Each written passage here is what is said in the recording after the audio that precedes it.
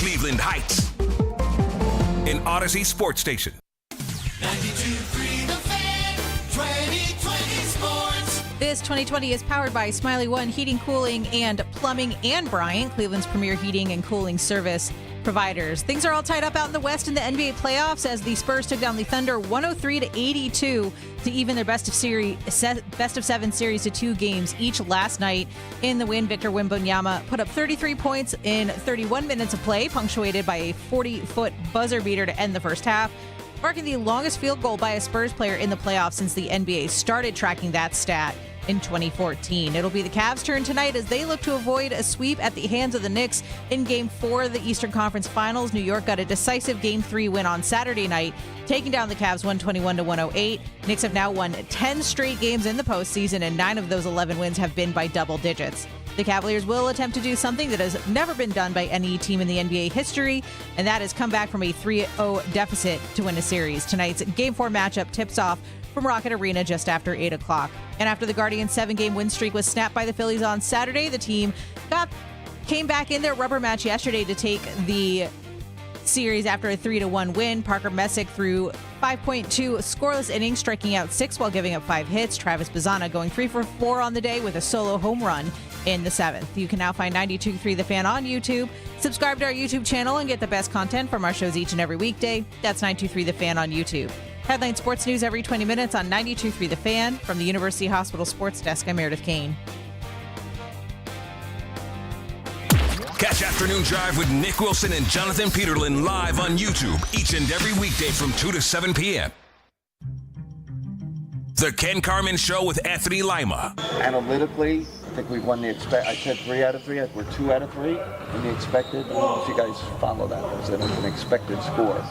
And we won 2 out of 3. If you believe in process and all that, take that later. I know I don't throw that on them. I see it for myself. We have this feeling, then I can go to our analytical table and be like, I think last night it was, the expected score was like 1 pointer. Get that ass. The Ken Carman Show with Anthony Lima. This is Cleveland's Sports Radio, 92.3 The Fan. Well, analytically speaking, it's Daryl, Ruiter, Lance Reisland in for the Morning Boys. Ken Carman Show with Anthony Lima, Memorial Day edition. I'm not going to lie. I've heard a lot of spin in my nearly 3 decades of doing this. You know what? Hat tip to Kenny Atkinson this morning. That was fantastic yesterday. That was beautiful. After I spent yesterday morning just basically killing the Cavs for being down 0-3 in a series that I really feel like they should win. They're not going to now. It's 0-3. He dropped that gem yesterday at practice. If there's anyone more qualified to talk about coach speak, spin, it's Coach Riz. Well, I'll tell you this. How many games, Coach Riz, analytically speaking, would you have won? I'm going to say, you know what? I would have been close to undefeated analytically because I would figure out a way to. No, here's the thing. The thing that bothers you with that is sometimes you get outplayed. Sometimes you just lose. And as a coach, and I'm sure most coaches out there, and most people out there, sometimes it's just easier to take it. And sometimes it's just easier to say, we've been outplayed, we've been outcoached. Because then you eliminate everybody else writing their narrative. That was the only comment that bothered me because really the only thing that matters, it's like when you have big stats in a game or something else happens. Really, it comes down to winning and losing. So analytically, that means nothing to everyone. You got to figure out ways to get a win in the scoreboard, and that was the only issue with that. Is I was like, that didn't make a lot of sense to me. And for me, I'm an old school guy. I like when you own it. The Knicks have outplayed you. They've outcoached you, and that's the reality of it. And when you do that, I think you kind of eliminate and you give yourself a chance to have people cheer you on. Tonight's going to be tough because of that, in my opinion. You got to just own it and move forward. I just want to make sure that I'm living in the correct timeline here right now. Okay, Kayla, I need to confirm that I heard what I heard. Analytically, I think we've won the I said 3 out of 3. We're 2 out of 3 in the expected. I don't know if you guys follow that. It's an expected score, and we won 2 out of 3. If you believe in process and all that, like, man, take that later. I know I don't throw that on them. I see it for myself. We have this feeling, then I can go to our analytical table and be like, I think last night it was, the expected score was like 1 point or 2. Oh, okay. All right. I just needed to confirm that actually was said yesterday. I'm guessing Kenny is working on his postseason meeting with Kobe Altman and potentially Dan Gilbert. Well, when he's going to have to talk about what the hell happened against the Knicks.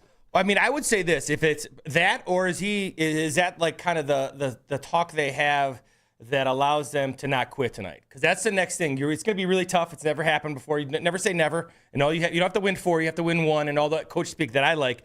But really, it comes down to what is this what he tells his players in terms of so they have energy tonight? When you're talking to your guys, you're down 0-3. And since the 7 minutes ago in that first game, you've been kind of handled. You didn't shoot it well in game 2. I thought game 3, they just got outplayed. They got outcoached. It happens to all of us. But really it comes down to, is that the energy? You go in with your team and you tell them, hey, listen, analytically, we've done some good things. I don't know what other angle you can have besides maybe like, hey, listen, we did what we said we were going to do analytically when you're talking to your bosses. There is no other explanation.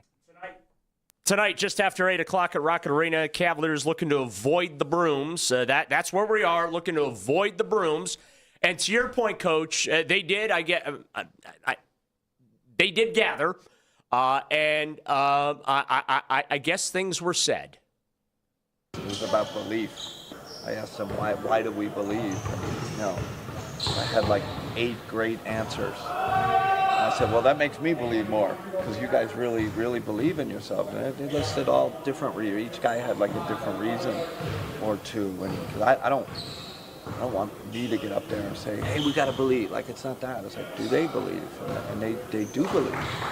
And they're probably not steeped in the stats that you guys all know, right, how hard this is. I don't think they care about that. They believe in the group. They believe in each other. They believe we've had really good stretches against this team. Haven't connected at all to get over the hump, but there was no one in there that gave, well, this is the reason why we can't do it. We can't win the next game. It was more about the next game. I didn't go to, hey, we can get these guys in 7. None of that. It's like I believe in micro tasks. It's like, just get this one and figure it out after that. So we're in a new season of Ted Lasso, I believe. Oh, you going to believe? You think they're putting a poster up? A little poster? They got the believe. That's a nice Ted Lasso reference. I like that. They got the believe posted on every doorway out in Independence, I'm guessing. You have to believe. And look, I understand where he's coming from, right? You can't just raise the white flag and take the loss before you're handed your 4th loss. But the reality is, coming back from a 3-0 deficit is nearly impossible. Right now, it's about, okay, how much can you make the Knicks work for this thing to get to the NBA Finals? Game 4 is tonight. If you send it back to New York, well, Game 5 will be Wednesday night. If it ends up back here in Cleveland for a Game 6, that will be Friday night.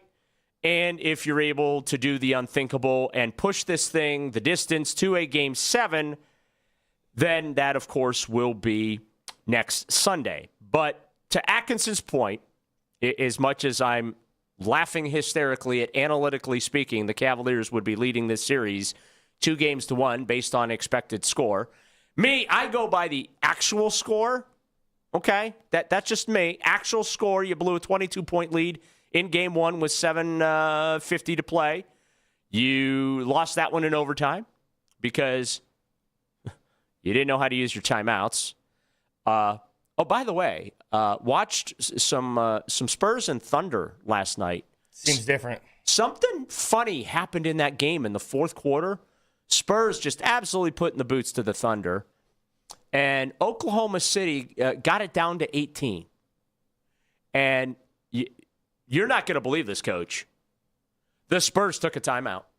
The Spurs took a timeout. I was like, why are you taking a timeout? It's only 18. Kenny Atkinson would never do that. Yeah, you can stop. You got to stop the run. Obviously, we all look at that, and obviously from the outside looking in, but it just seemed like the momentum. You have to stop the momentum. Going back to what Kenny said about energy and all and belief. That really, those are words to me. We'll know that in the first 3 minutes, the energy they have. You can say whatever you want. What energy you have?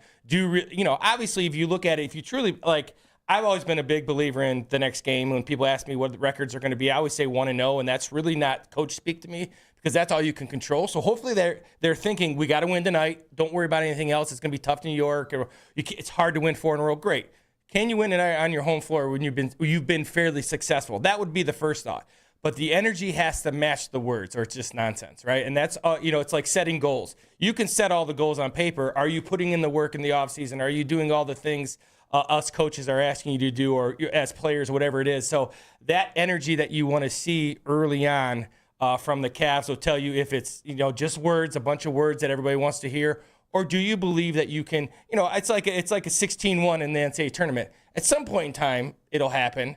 Do you believe it can be? I would say this. I didn't think the Knicks were that much better than the Cavs going into this series. The thing that bothered me, as you were talking, the thing that bothered me about the 22-point lead is that Donovan Mitchell and a couple guys mentioned that after the last game. And that tells you it's still in their brain. So when they said they wash it and moved on, they really haven't. And that's a problem because that has lingered with them, and their energy and their passion and their attention to detail has suffered. Because for me, they're thinking about that, and they didn't wash it, and that's been kind of that last 7 minutes is ultimately probably what's going to cost them the series. Well, after game one, I was doing the fan playoff postgame show with Jake Volnick, and I said I don't know how the Cavaliers recover from that. That's an all-timer. You're up 22 with just under 8 minutes left on that clock. I mean, it should be blouses at that point, and for whatever reason, Kenny Atkinson didn't want to use timeouts. He didn't want to get James Harden off Jalen Brunson, who was just absolutely taking a blowtorch to him, hit 7 shots on him down the stretch in that game. And no one had a thought to say, hey, under no circumstances is James Harden to be on Jalen Brunson. That is not supposed to be a switch off. That's not a one-on-one. James Harden can guard anybody else but Jalen Brunson in that particular situation.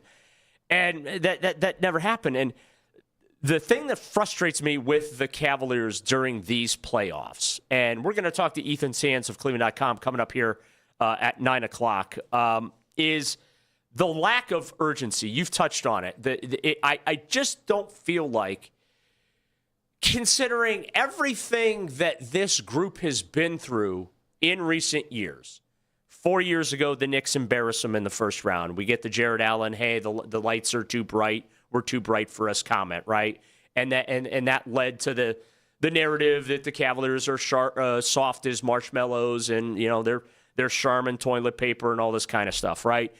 Then the next year, they get through the first round, but it's a gentleman's sweep at the hands of the Boston Celtics.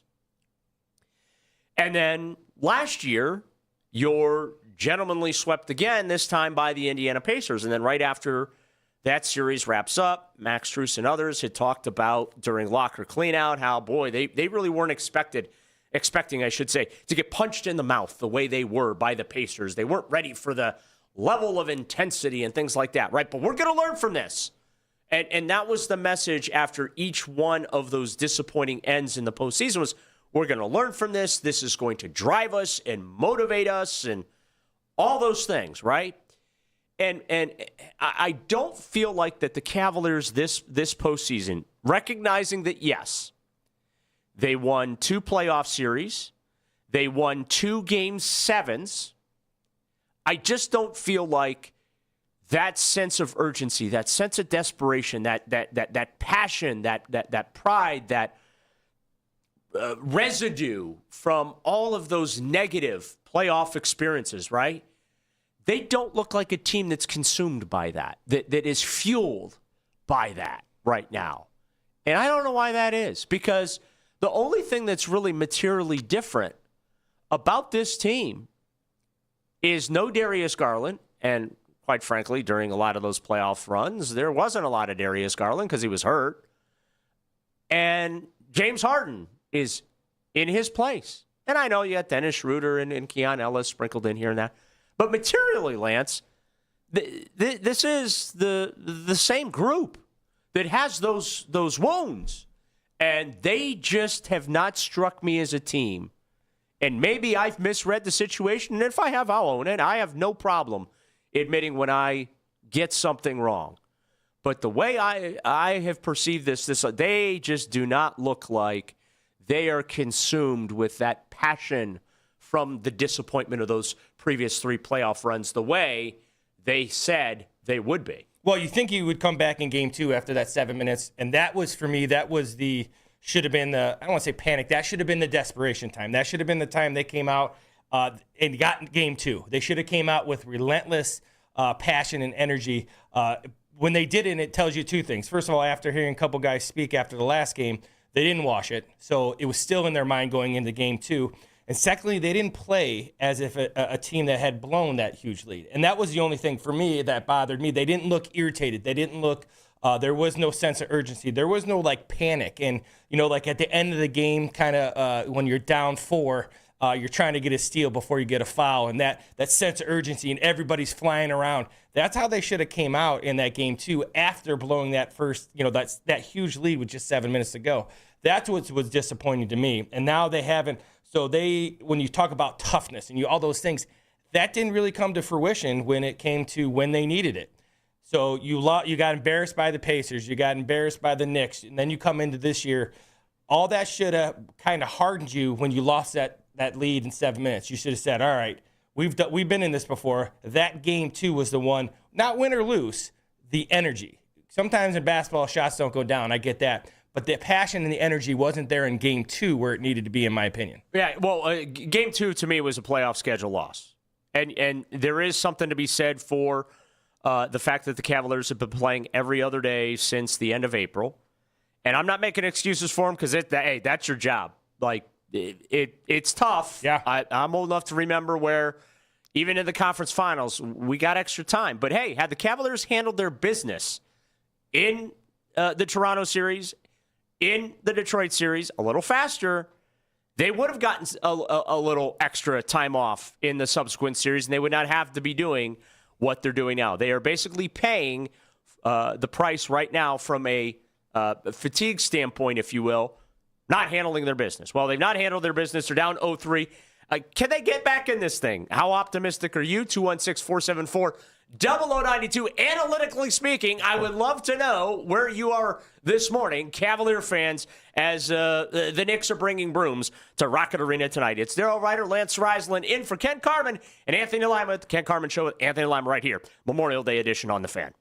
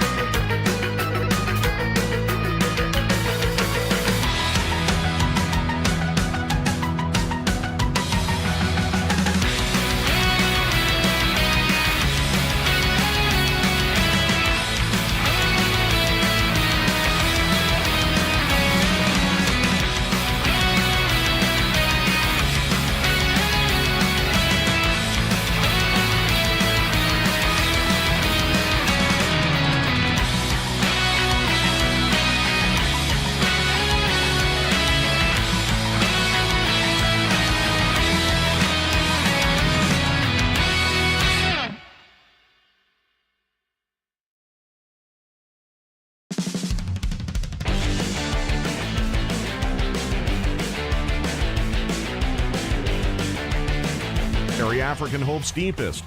But the cup had finally come home, and home was loud. Stay tuned to this Odyssey station for more stories from the pitch. Talk sports deep into the Cleveland night. Overtime with Jake Volnick. Weeknights at 7. Sports Radio 92.3 The Fan.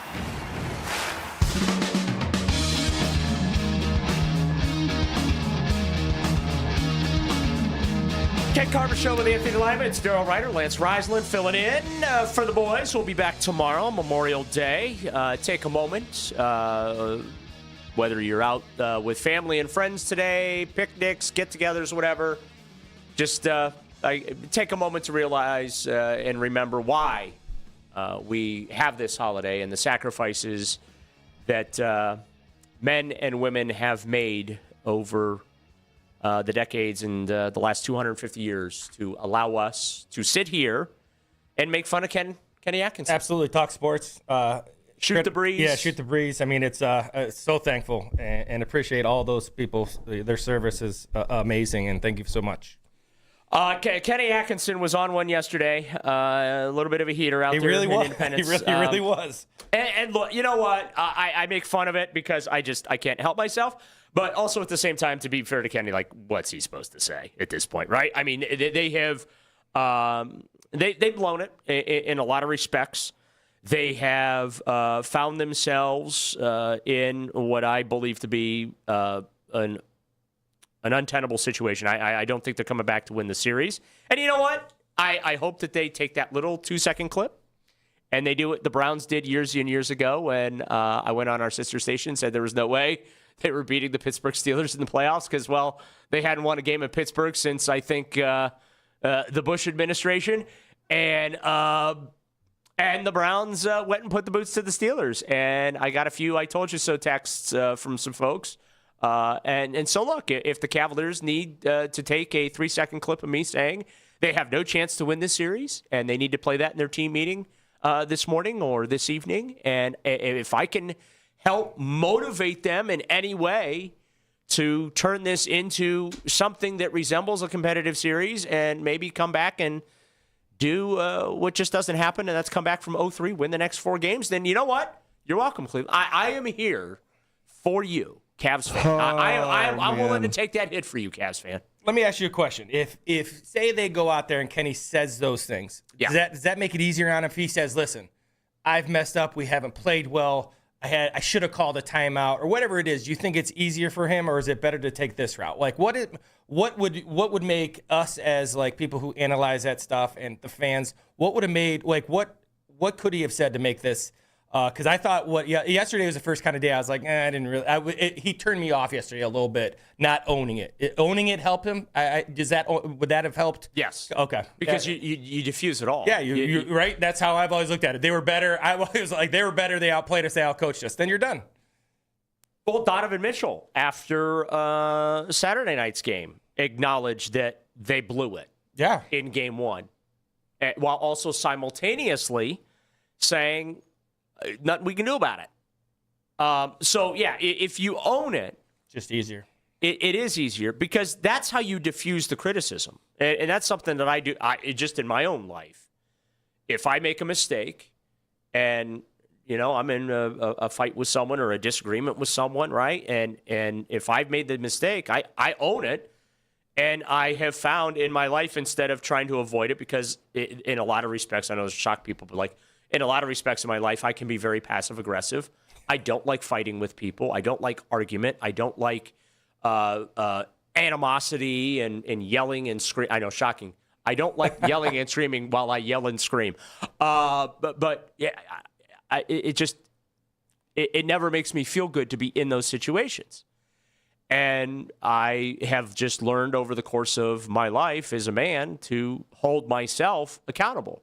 Because how can I hold other people accountable in my life if I'm not willing to do the same for myself? Now, I'm sure behind the scenes, what Kenny Atkinson's telling his basketball team is significantly different than the message he is projecting in front of reporters, okay?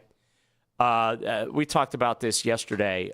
There's some online criticism with Kenny. I haven't seen it. It was brought to my attention. I guess the folks are, when Kenny walks into the room, they're the cameras are live or whatever, and there are some Cavalier fans that don't like the way Kenny walks into the post-game press conference room after a loss.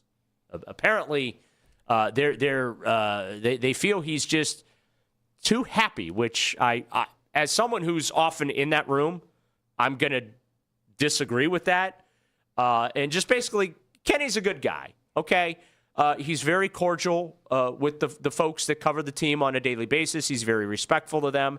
He recognizes the folks that travel with them on a game-by-game basis on the road, which is obviously not easy to do, covering an NBA game. He has a very good rapport with those that cover the team, and I think that is reflected in not only his post-game press conferences, but other media availabilities. And for the most part, Kenny's pretty candid about things outside of competitive advantage type of questions like starting lineups and how long is a guy going to be out or whatever, right?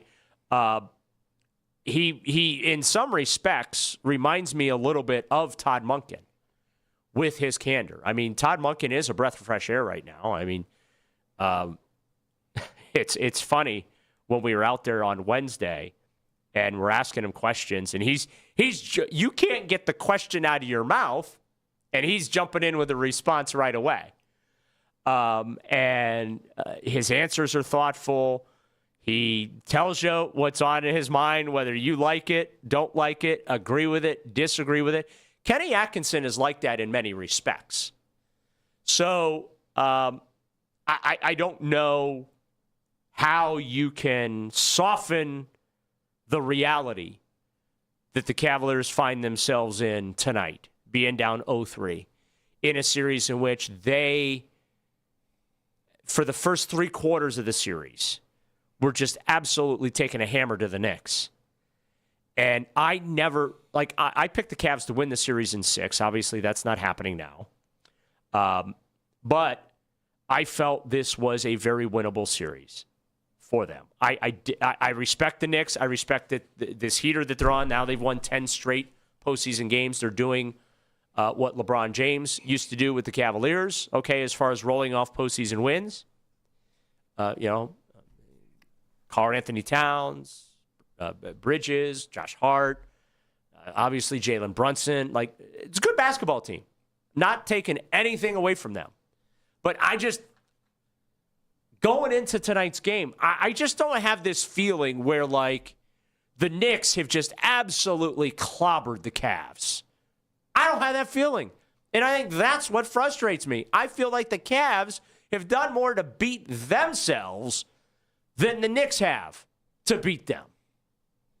Well, I thought in Game 3, I thought the Knicks outplayed the Cavs. I thought Game 2, they didn't make shots, but I thought part of that was what the Knicks did. I thought that, going from that 7-minute mark, I just felt like there was a little bit of a hangover that has kind of hung with them. Now, going back to how Kenny is in press conferences, I've heard those things as well, and I've had friends reach out and say, that's not how you should act when you're, and everybody handles that differently. And I will say this, the idea of they can't win in 7, most likely, all those things are real. The numbers aren't real. Last 100, 0 and 163 is a real number. However, as a coach, you can't go in like that. So the idea of him coming in, and I think what people want is that, and you get it with Monken, is, kind of wearing it on your sleeve a little bit. Kenny's not really that guy. He kind of stays upbeat, and I think as a head coach, you have to do that. Now, especially to the media. Now, behind closed doors, you would hope there's a little bit more panic and a little bit more sense of urgency in what they're doing. But how he handles it, you have to go in with the idea that we have to win tonight. You can't say it's impossible to win 4 in a row. No one has ever come back from this. But it's not impossible to win one game. And if you kind of go with that approach, maybe you have a little bit better shot. Now, once again, the numbers don't lie. But again, no 16 ever beat a 1, and that happened. So you can't say it's impossible. It's going to be really hard. What's not impossible is winning one game, which I hope is where their mindset is. Now, he comes in happy, he comes in smiling. I think that's just kind of his personality. And I've always said this going back to like Kevin Stefanski. Whether you liked it or not, you don't want coaches to be outside their personality because then it's phony. That's why I think we love Todd Monken, right? Because you get what you get with Todd Monken. And that's the reality of it. So now there's going to come a point where people are not going to like that with Todd Monken. If he doesn't win, they will not like that honesty. They will, you go back to Kevin's answers after a game. We got to do better. I got to coach better. Well, you're not going to get that from Todd Monken. He's going to tell you who's playing bad, and then if you're a fan of that player, you're going to say it's not all his fault, and there's some other things that come with that dynamic as well. So they got to think about, hopefully tonight they're thinking, we can win tonight, and then we'll move on from there. We'll see what happens. Like you said, we'll know in the first minute and a half what is their energy and what is are they saying they want to win, or are they playing that way? Analytically speaking, they're down 3-0. Correct. And analytically speaking, they got to figure out how to win one game. Not analytically, though. It's got to be on the scoreboard tonight. Right. No team has ever come back from down 0-3 in the NBA playoffs.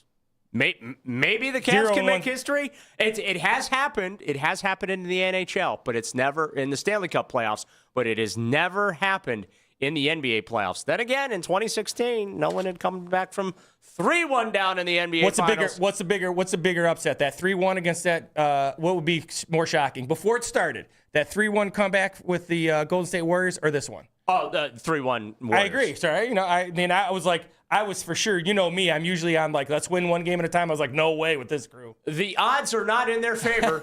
That is for sure. No, it's going to be tough. And once again, though, don't look at it as I got to win 4 in a row. Like it's one game, one night at a time, and it's a 1-game series tonight. When you said Wednesday and then Friday in there, that's a lot of games to against a team that's on a heater. Here's what tonight's game comes down to.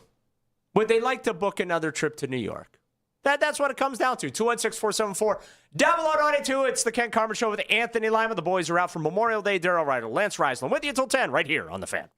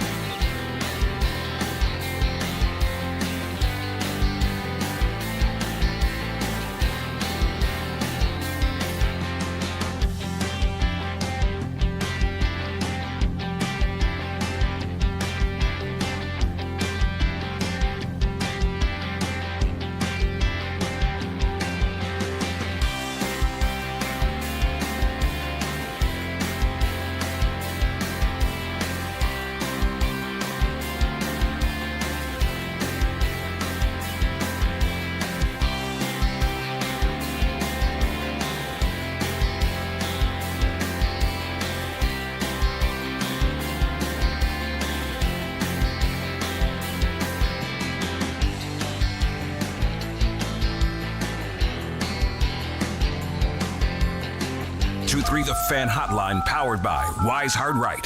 We make it right. Call Kyle Wright.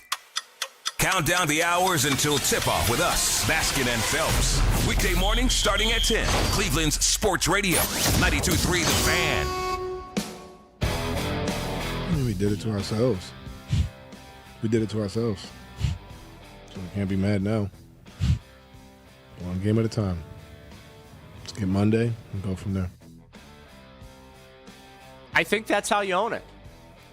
That's how you own it. Because there's no coming back, right? It is what it is. And there's no really response to that. You got to go out and play. Yeah. How do I fire back at Donovan Mitchell after that, right? Huh?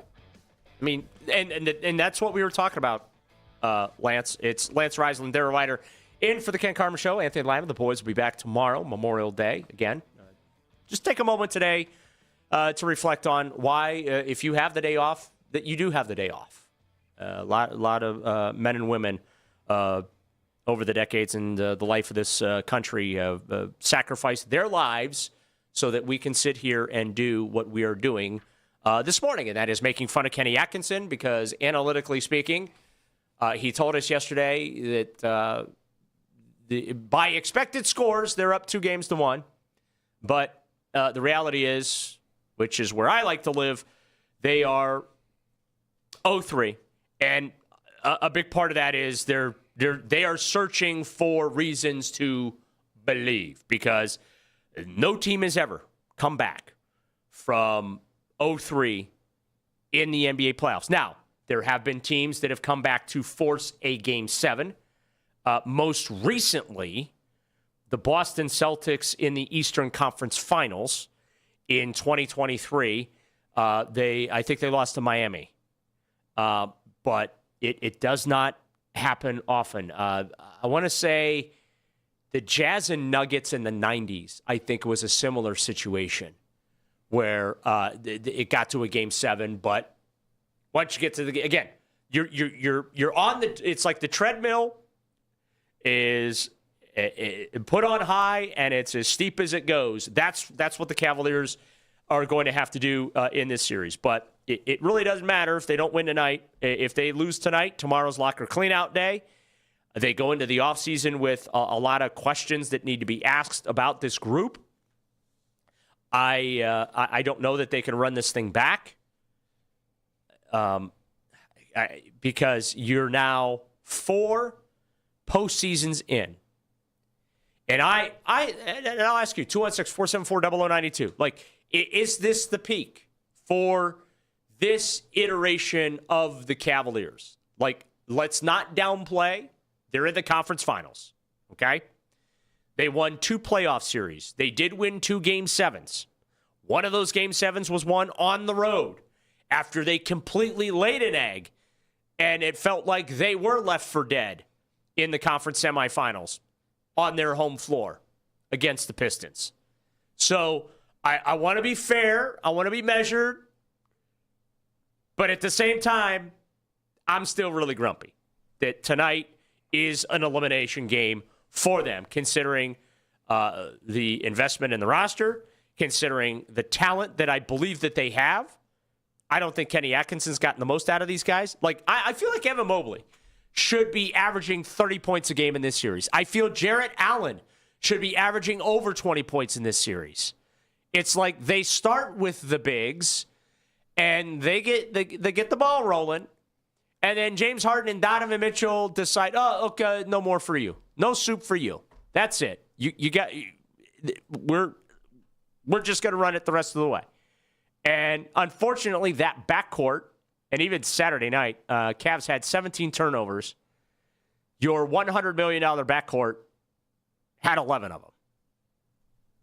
James Harden, at least, though, had a game where he had more field goals made than turnovers. So progress there. And look, there have been stretches where James Harden's been brilliant in the postseason. But there's also been some stretches where he has cost the Cavaliers dearly. And they know he's going to be 37 years old. He likes to dribble the basketball a lot. And they are not afraid to go after James Harden. Not just defensively, but offensively as well. Like, they are more than willing to get up in James Harden's business, even though I think, too, James Harden spends more time trying to draw fouls than making shots. Like that, I get that's a big part of James's game is the action that draws the foul, but you run into some situations where you're spending too much time foul hunting instead of focusing on making the shots. So let's say the Cat is it part of when they say you can't run it back. So they've won 2 series. They've kind of for me they've answered, especially Mobley and the rest of that team. They've answered kind of the toughness. The idea that they can bang with these guys and they're not getting overwhelmed. Have they answered that though? I think they have. Okay. I think they've answered. Why? What makes you say that? Just because they're not always giving in, they're not always giving up defensive rebounds. There is a little bit of tenacity when they're demanding the ball in the post. When they get it, there's a little bit of fight. There's a little bit of irritation. I just feel like they haven't been pushed around. And now it doesn't mean they're not giving up offensive rebounds and they're not doing different. But I don't feel like physically they've been handled like I thought against the Pacers or like I thought against the Knicks that first go around. But, is it because they're absolutely getting boat raced in this series? And if they lose tonight, what if this game what if they fight back and they push it to 7? Does that change the narrative going into the offseason that, hey, we can run this back? Yeah. Yeah, I think it does. It comes down to... There's a big difference between getting swept or gentlemanly swept and losing a Game 7. Like, had they not advanced to the conference finals, let's say they lost that Game 7 to the Pistons in Detroit, and it was a tight competitive game, and it was another one of those Cleveland heartbreakers, right? You could talk yourself into being and feeling that you're better collectively than you are, which I think in some respects, Kobe Altman has done that a little bit. And whereas when you get swept like that, I don't care how competitive the series is, you got swept, okay? Or you lose in 5, the gentleman's sweep. You're like, they're a top 4 team in the NBA right now, okay? Again, let's give them their credit. Give them their respect for getting to this point. They're a top 4 team in the NBA, which is an accomplishment in and of itself. That's hard to do in today's game, okay? And even with the Cleveland market, right? Cleveland's a smaller market in the NBA, right? You look at San Antonio and the success they're having down there. It is possible to build a winner in a small market in the NBA. I'm not saying it's impossible, but it's not easy, okay? There are a lot of small markets in the NBA that struggle to build winners. New Orleans, you look at the Pelicans, the Memphis Grizzlies, they get little spurts here and there, but to build a consistent competitive team year in, year out, like the Cavaliers have been, okay, they win a lot of games in the regular season. They're in the playoffs every year now with this group. But the bar has been raised. Like it's no longer you're happy to be here. And it's about trying to win an NBA championship. And I certainly recognize the difficulty in doing that. I've covered a lot of playoff runs over the years. I have tremendous respect for what it takes to survive, advance day to day, and then obviously to climb that mountain. But that doesn't mean that shouldn't still be the goal, right? And so my question will be, if this ends tonight, are they really an NBA championship contender? I would say no. I would say, okay, you're a top 4 team in the NBA. You're a distant 4th. But I don't think you need to blow it up, do you? I don't think they need to blow it up. Okay. I don't. Because I've heard a lot of we got to blow this up if they don't, they don't get to the finals. It just doesn't, when they look back to, like you said, you brought up the Knicks and then coming all that way, then the Pacers, and now they've won 2 Game 7s. And, are they still ascending? Or like you said, or is this it? Yeah. And I would argue that maybe a tweak or two, they can get there. Because I think, like I look at Jared Allen, I think he's better. I think Mobley's gotten better. Obviously I don't know how much better they're going to get, but I would still think you don't have to blow it up if you're making the conference finals. I do think there's a ceiling. Okay. I think Donovan Mitchell is showing you for as great as he is. And I love Donovan.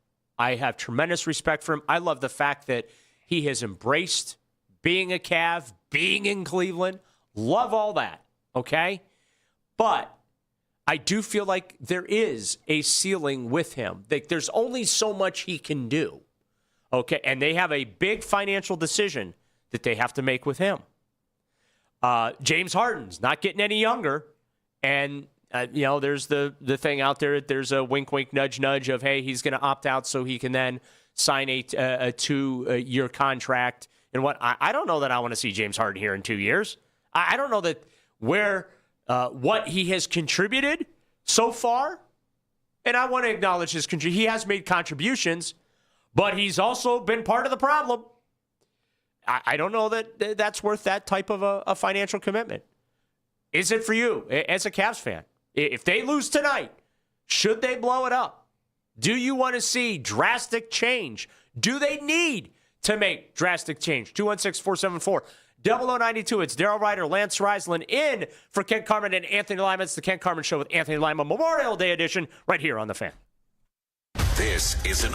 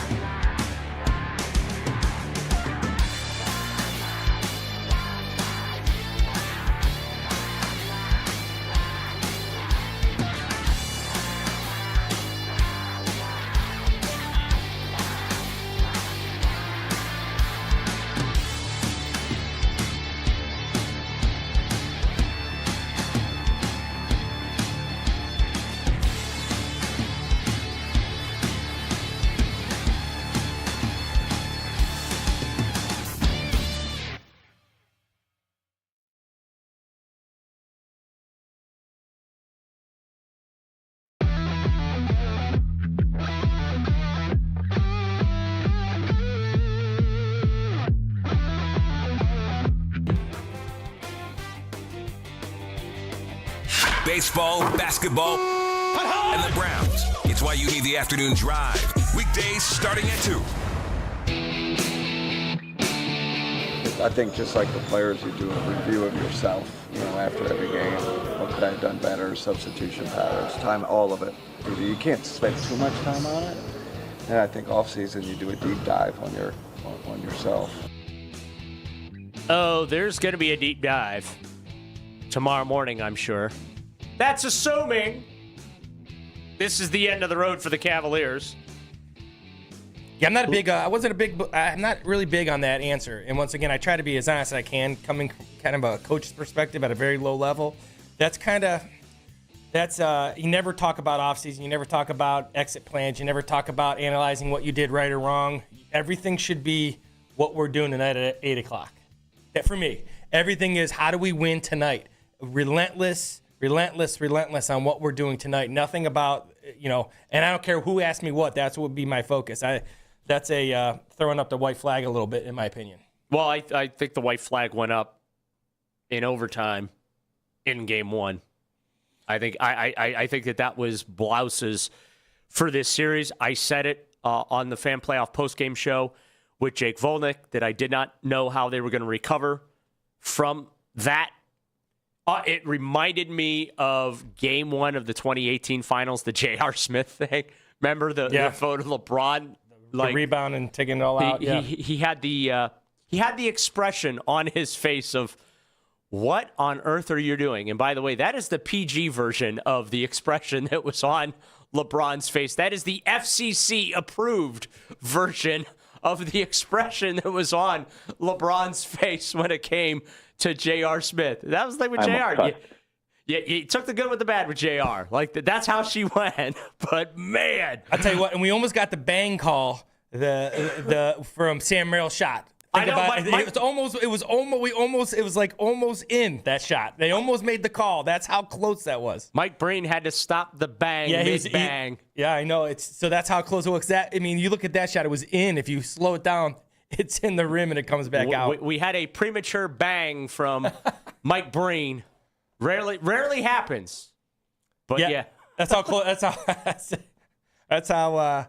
We'll leave that one alone. Yeah, I got you. It was premature. Let's just say that.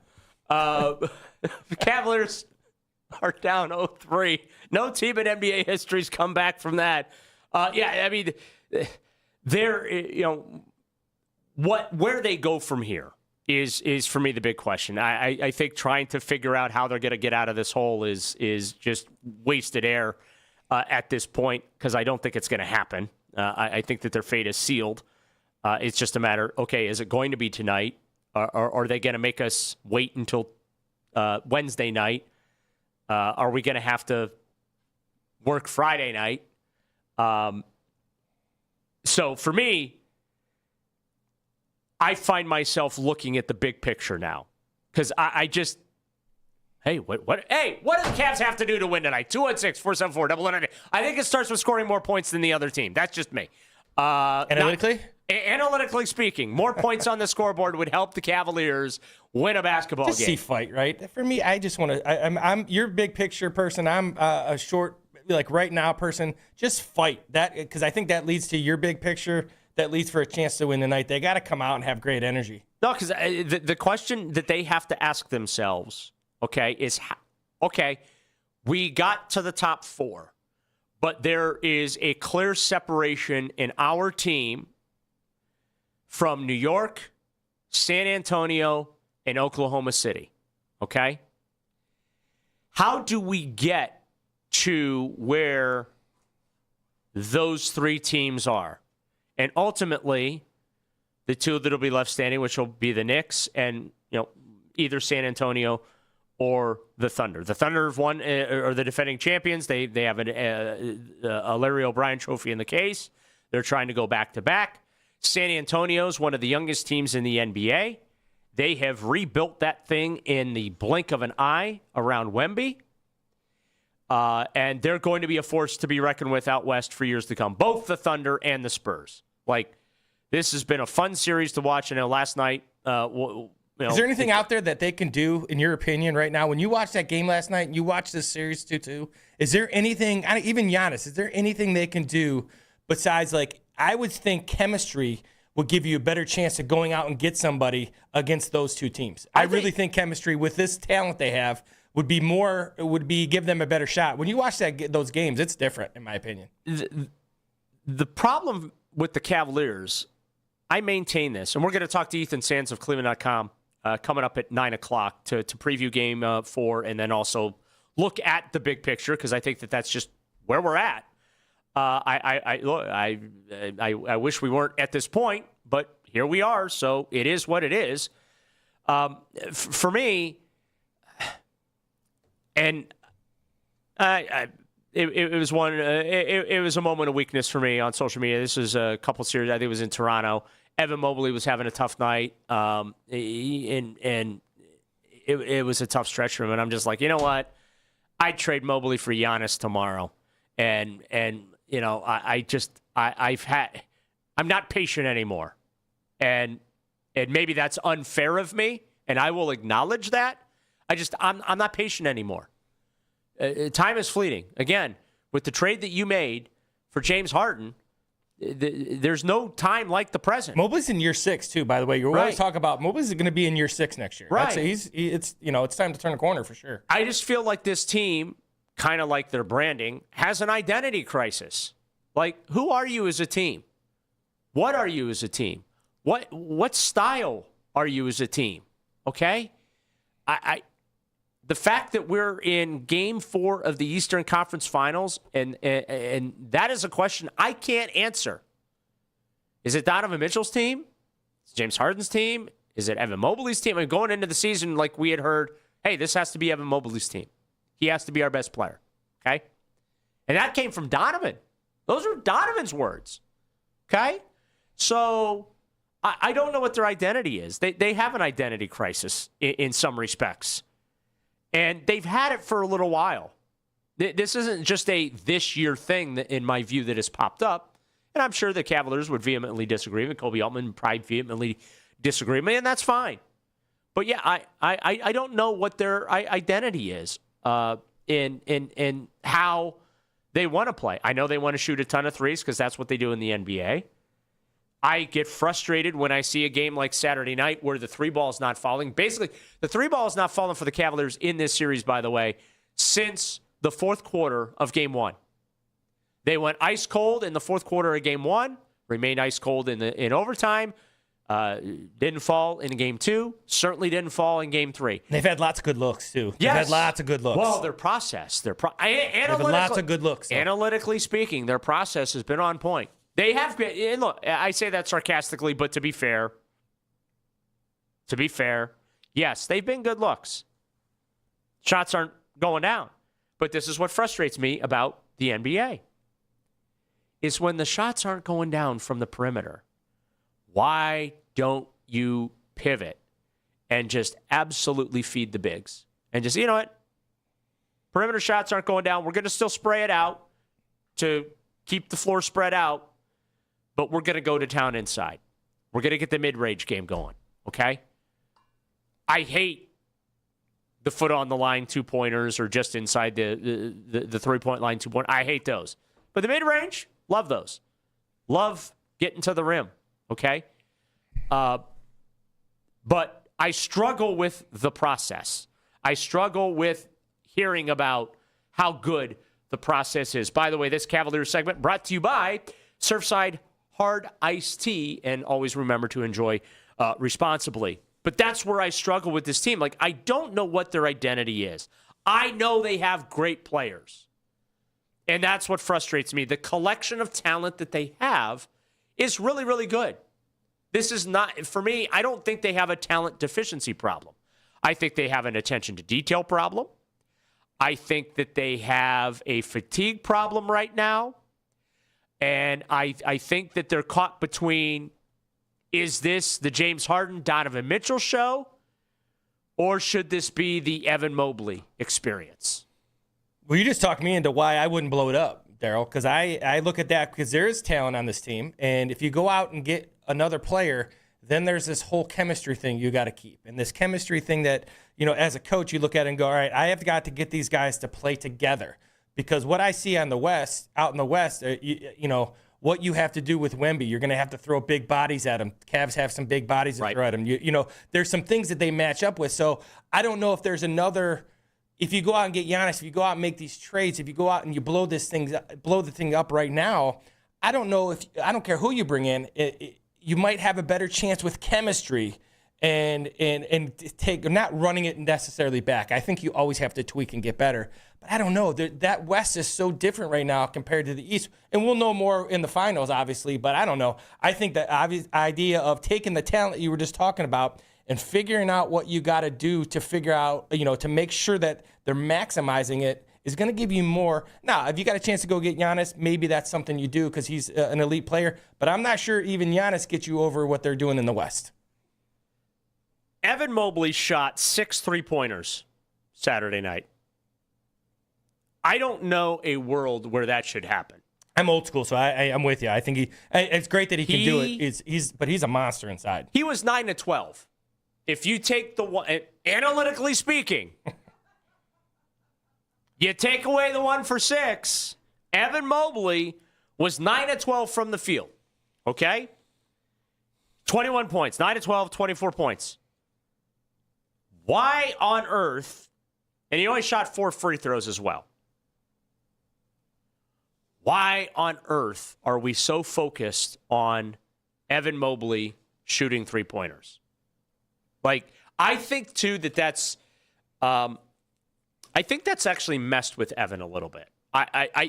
The Donovan trade, I think, messed with Evan a little bit as far as, because you went from, hey, the draft and develop mentality to, hey, we have an opportunity to get this perennial all-star point guard, Donovan, named to the All-NBA second team last night. You got to pounce on that opportunity, and it accelerated the whole timeline. You went from, hey, being angry, you got left out of the COVID bubble down in Orlando and all that, to getting yourself in position to where you could compete for the play-in tournament and get in the play-in tournament and then actually make the playoffs without having to do the play-in tournament thing, and then trying to win a playoff series, right? And then now it became, okay, we got to get through the second round of the playoffs. And it feels like it has been a slow burn through all of those steps, okay? They broke through to the conference finals this year, but the question I ask right now, 216-474-0092, what is the ceiling for this team? Is this the ceiling for this group of Cavaliers? Is it, hey, they get to the conference finals? Should we be should we live with that? I mean, me personally, I'm disappointed. I can't live with anything other than competing for championships. That's just. It's good. Expectations are exactly what you want to have, though. You don't want to be where it's okay to lose. I mean, I'm with you. I feel also, too, that, as part of that identity crisis for these Cavaliers, they have struggled with the expectations upon them. It went from happy to be here, vibes, because it's a great locker room. It really is. But the expectation competing for an NBA championship, that's a whole different level. Should you as a Cavs fan, I'll ask Cavs fan, should we be not content, but should we just be more appreciative that the Cavs got to the conference finals and less focused on the fact that they're about to get swept? 216-474-0092. It's Daryl, Ruiter, Lance Reisland in for Ken and Anthony. The Ken Carman Show with Anthony Lima here on The Fan till 10. I keep saying.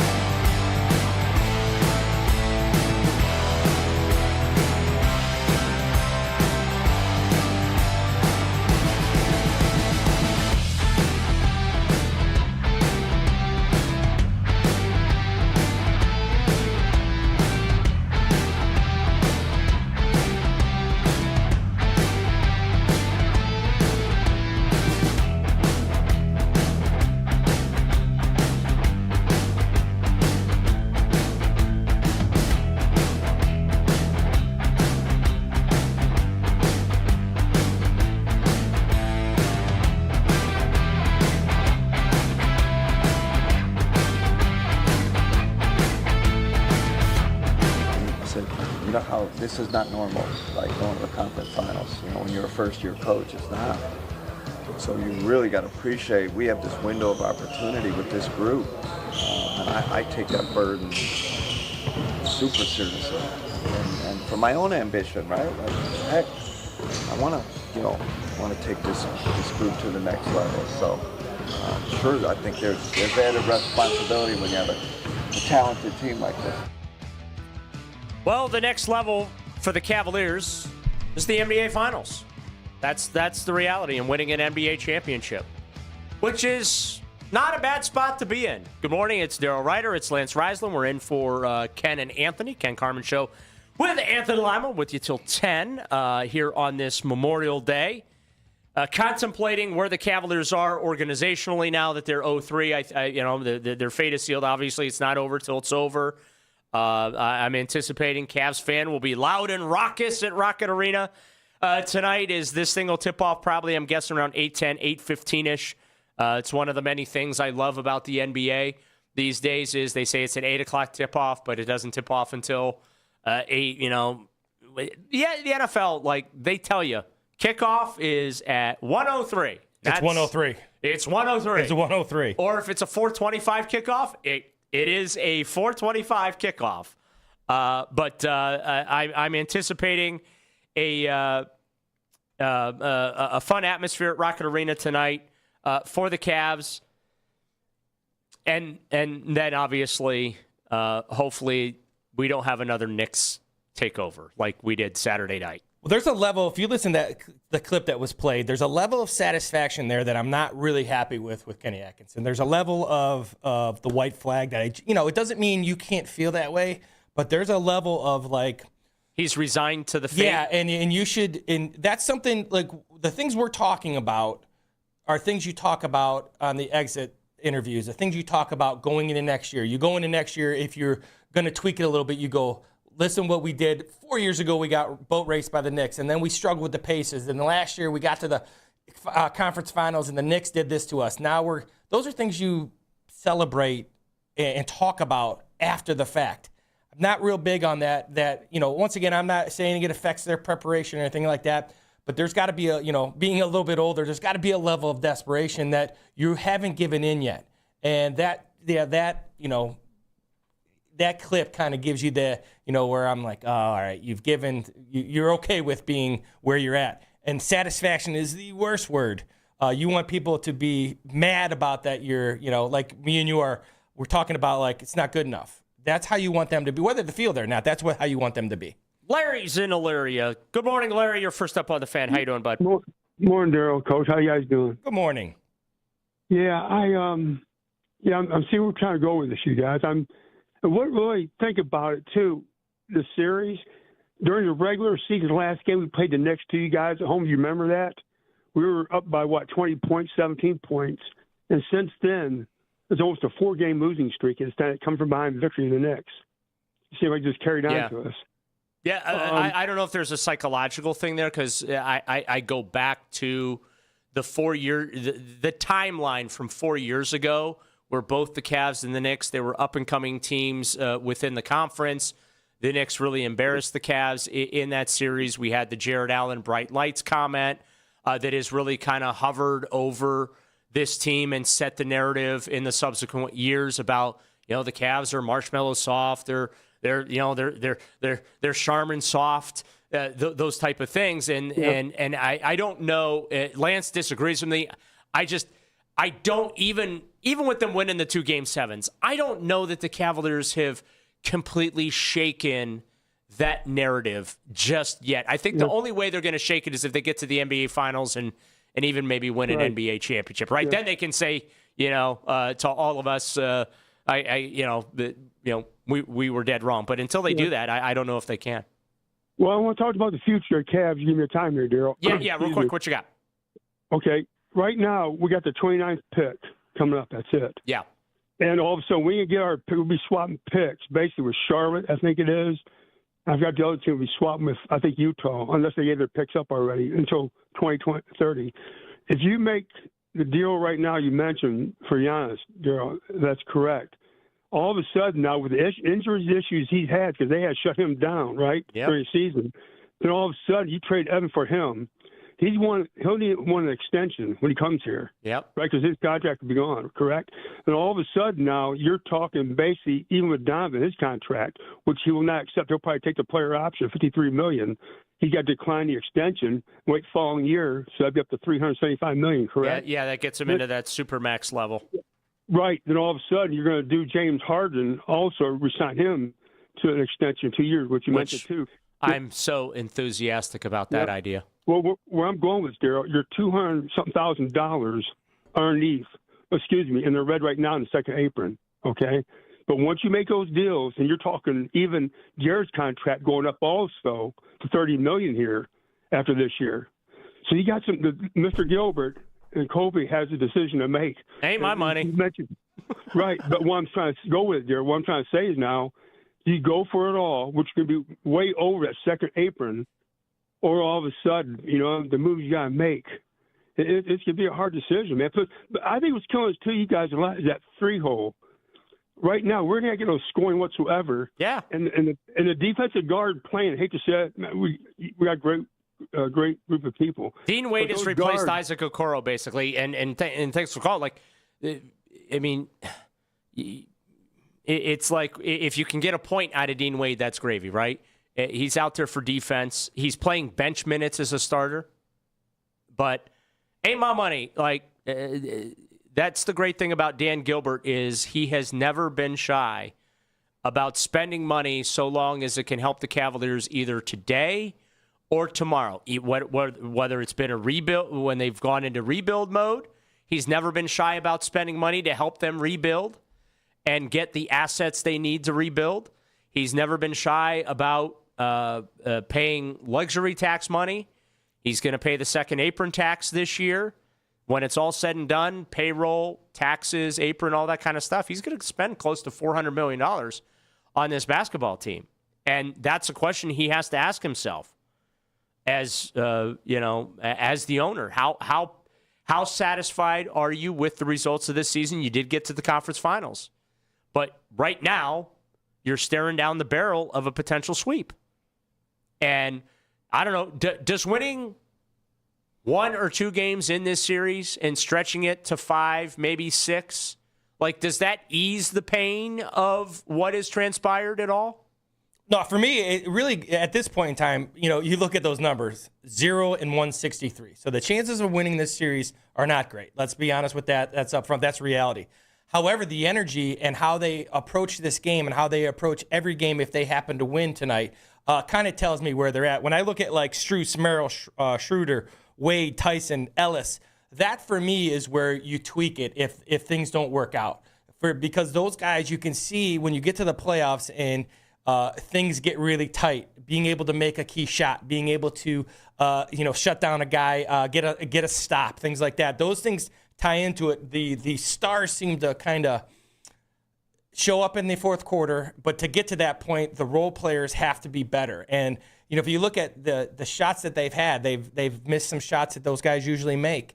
Are you okay with getting to the point, and can those guys make the plays when it counts, which for the Cavs right now is getting to the finals and winning the finals.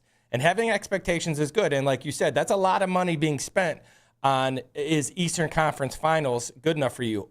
But more importantly, have they peaked? If you think they haven't peaked and you're the person with the money, then you're feeling okay because you have taken steps. Is that where do they feel that? Does Kobe Altman and those guys feel like, all right, now we're to the point where we're going to make the next step?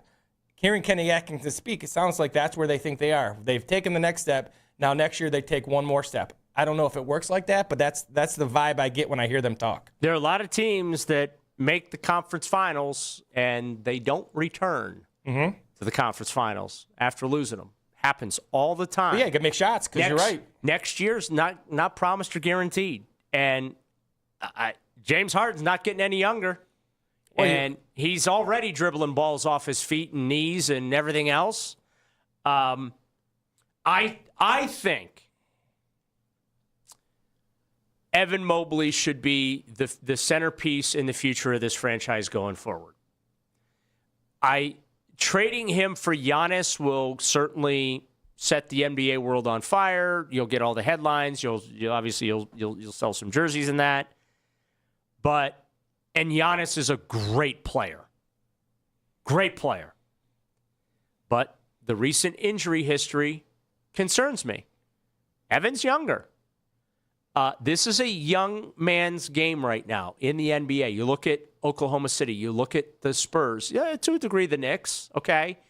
I'd say the Knicks are obviously a little more of a veteran team. But, it's a young man's game.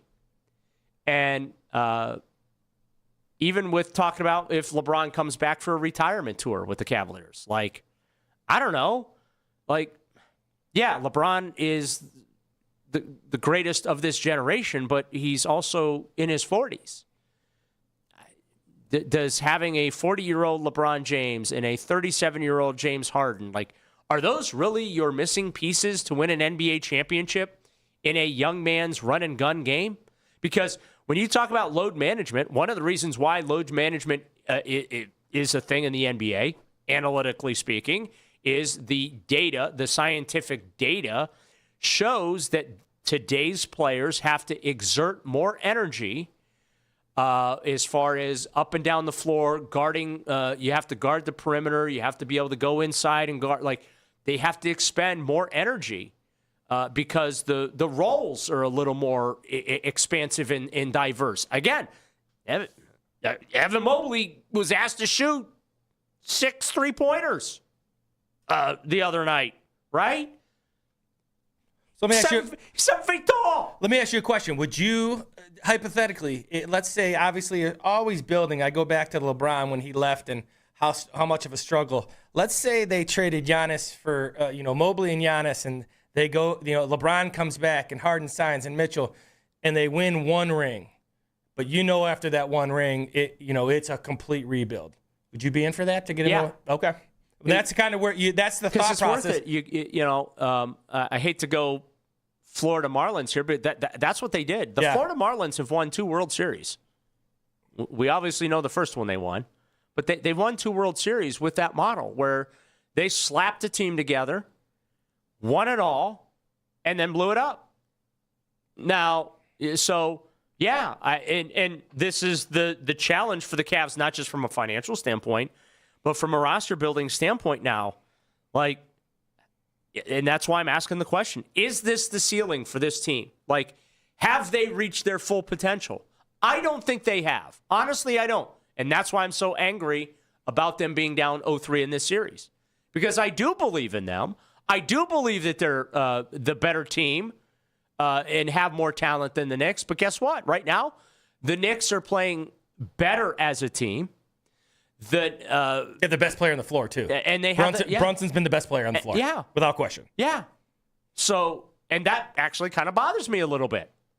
It really does. 216-474-0092. More on the Cavs. The Guardians, they won another series. Yes, their 7-game win streak got snapped over the weekend in Philadelphia, but they bounced back yesterday.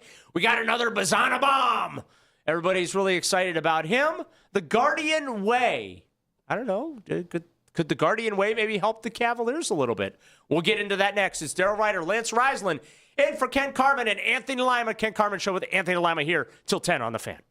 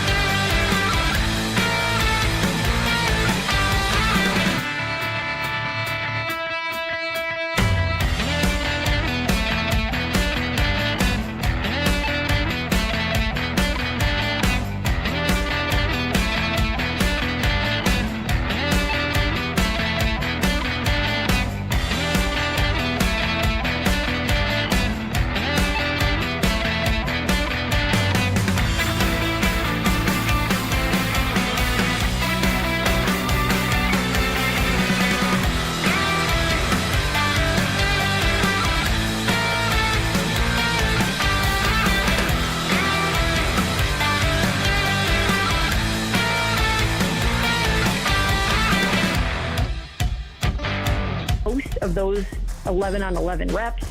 And, I think that's it. So in addition to what they look like when they're out there throwing, you'll be able to pick up keys and clues based on who is doing what, when, and with who. Listen for Mary Kay Cabot from the Plain Dealer in Cleveland.com. Tuesday mornings at 11 on Cleveland's Sports Radio, 92.3 The Fan.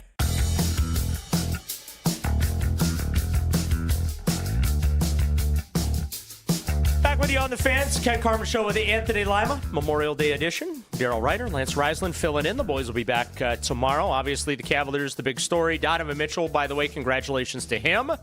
Second team All-NBA honors. Another All-NBA award for Mitchell. Unfortunately, Mitchell and the Cavaliers find themselves down 0-3, but a bright spot, the Guardians. Let's give them a little love. Another series this weekend in Philadelphia. Winner yesterday. Heard Meredith tell you they're in the 2020 3-1. They beat the Phillies. Travis Bazzana with his third big league home run. It was a moonshot. I don't think it's landed yet. Went off the facing of the second deck in Philadelphia, but another outstanding pitching outing for Parker Messick, 5 2/3 innings. No earned runs. He struck out 6, a couple of walks, allowed 5 hits. The bullpen able to hold it down. Holderman, Herron, Gaddis, and then Cade Smith picking up another save. Guardians have been on a roll. And the coach, you mentioned to me, and I kind of really didn't think of this, but the phrase you used, the Guardian way. I like it. A little catchy. Well, the thing is, we're talking about Cavs. We talk about Browns all the time. We talk about spending money and how, these teams got to go spend money. And the Guardians never spend money. And I'm actually to the point where of all the teams in Cleveland, I really trust what the Guardians do. I don't always agree, but I absolutely trust what they do because there's proof, right? It's not analytical. There's tactical proof that we're not gonna spend a ton of money, but we're going to coach our guys up. We're gonna have great pitching. We're gonna get timely hitting.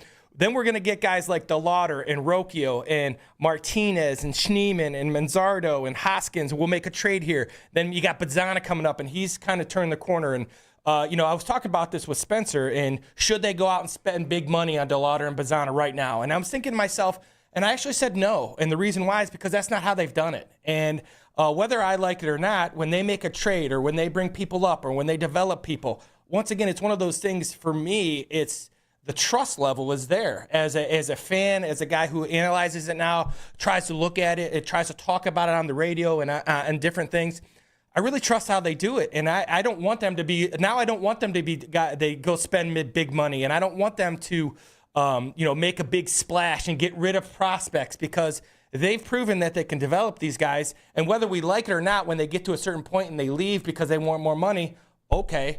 But that's the way they do it. The Guardians, that's the Guardian way. This is how they've been successful. They've done it over a decade, and I really don't want them to change that because now, do I want them maybe to make a splash because they've had, a big run now and they're up 4.5 and, all those kind of things. Maybe go get a bat or something like that. But for me, no, I want to rely on your pitching, play small ball, get a big run when you need it. There's no such thing as an ugly win because they're the masters of the 2-1, 1-0.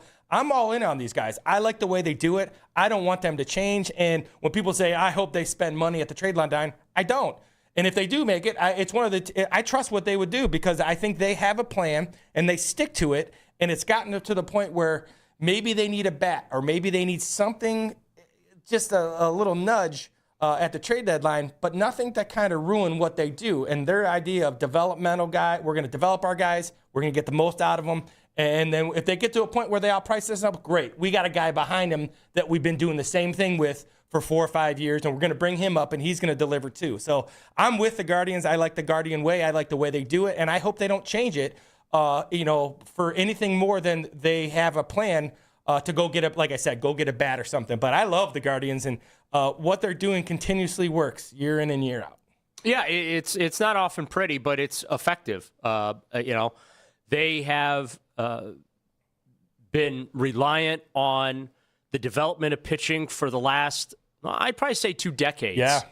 And you could even go back to when they drafted CC Sabathia back in the late 90s, and they started him out at Mahoning Valley, and he got to the bigs and became just an absolute dominant force.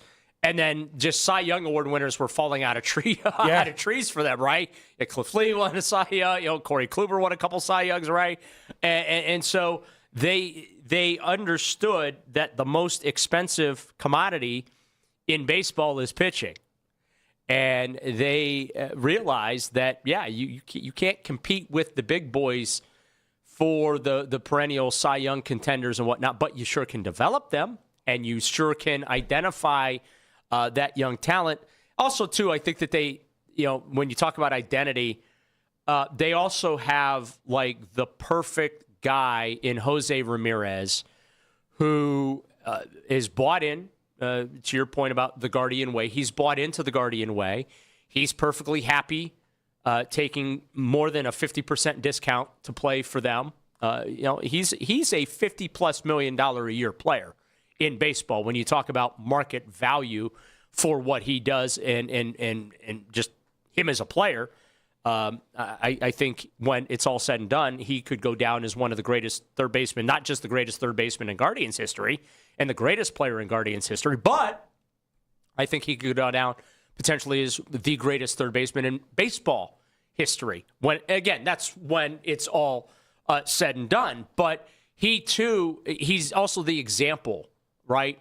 He does all the little things that you want for the younger kids, like when Travis Bazzana comes up and Chase DeLauder comes up, right?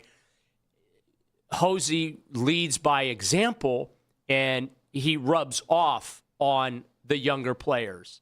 And so when your best player, and you know this, if your best player is truly bought in and willing to sacrifice, and in this case, Hosey's sacrifice is his market value, okay, financially. He has said to himself, there's nothing that I can do with $50 million that I can't do with the $25 million a year that I'm making, okay? That is, to me, extraordinary, because I'm not going to lie. For over the years, where I have pleaded for players to take a hometown discount, right?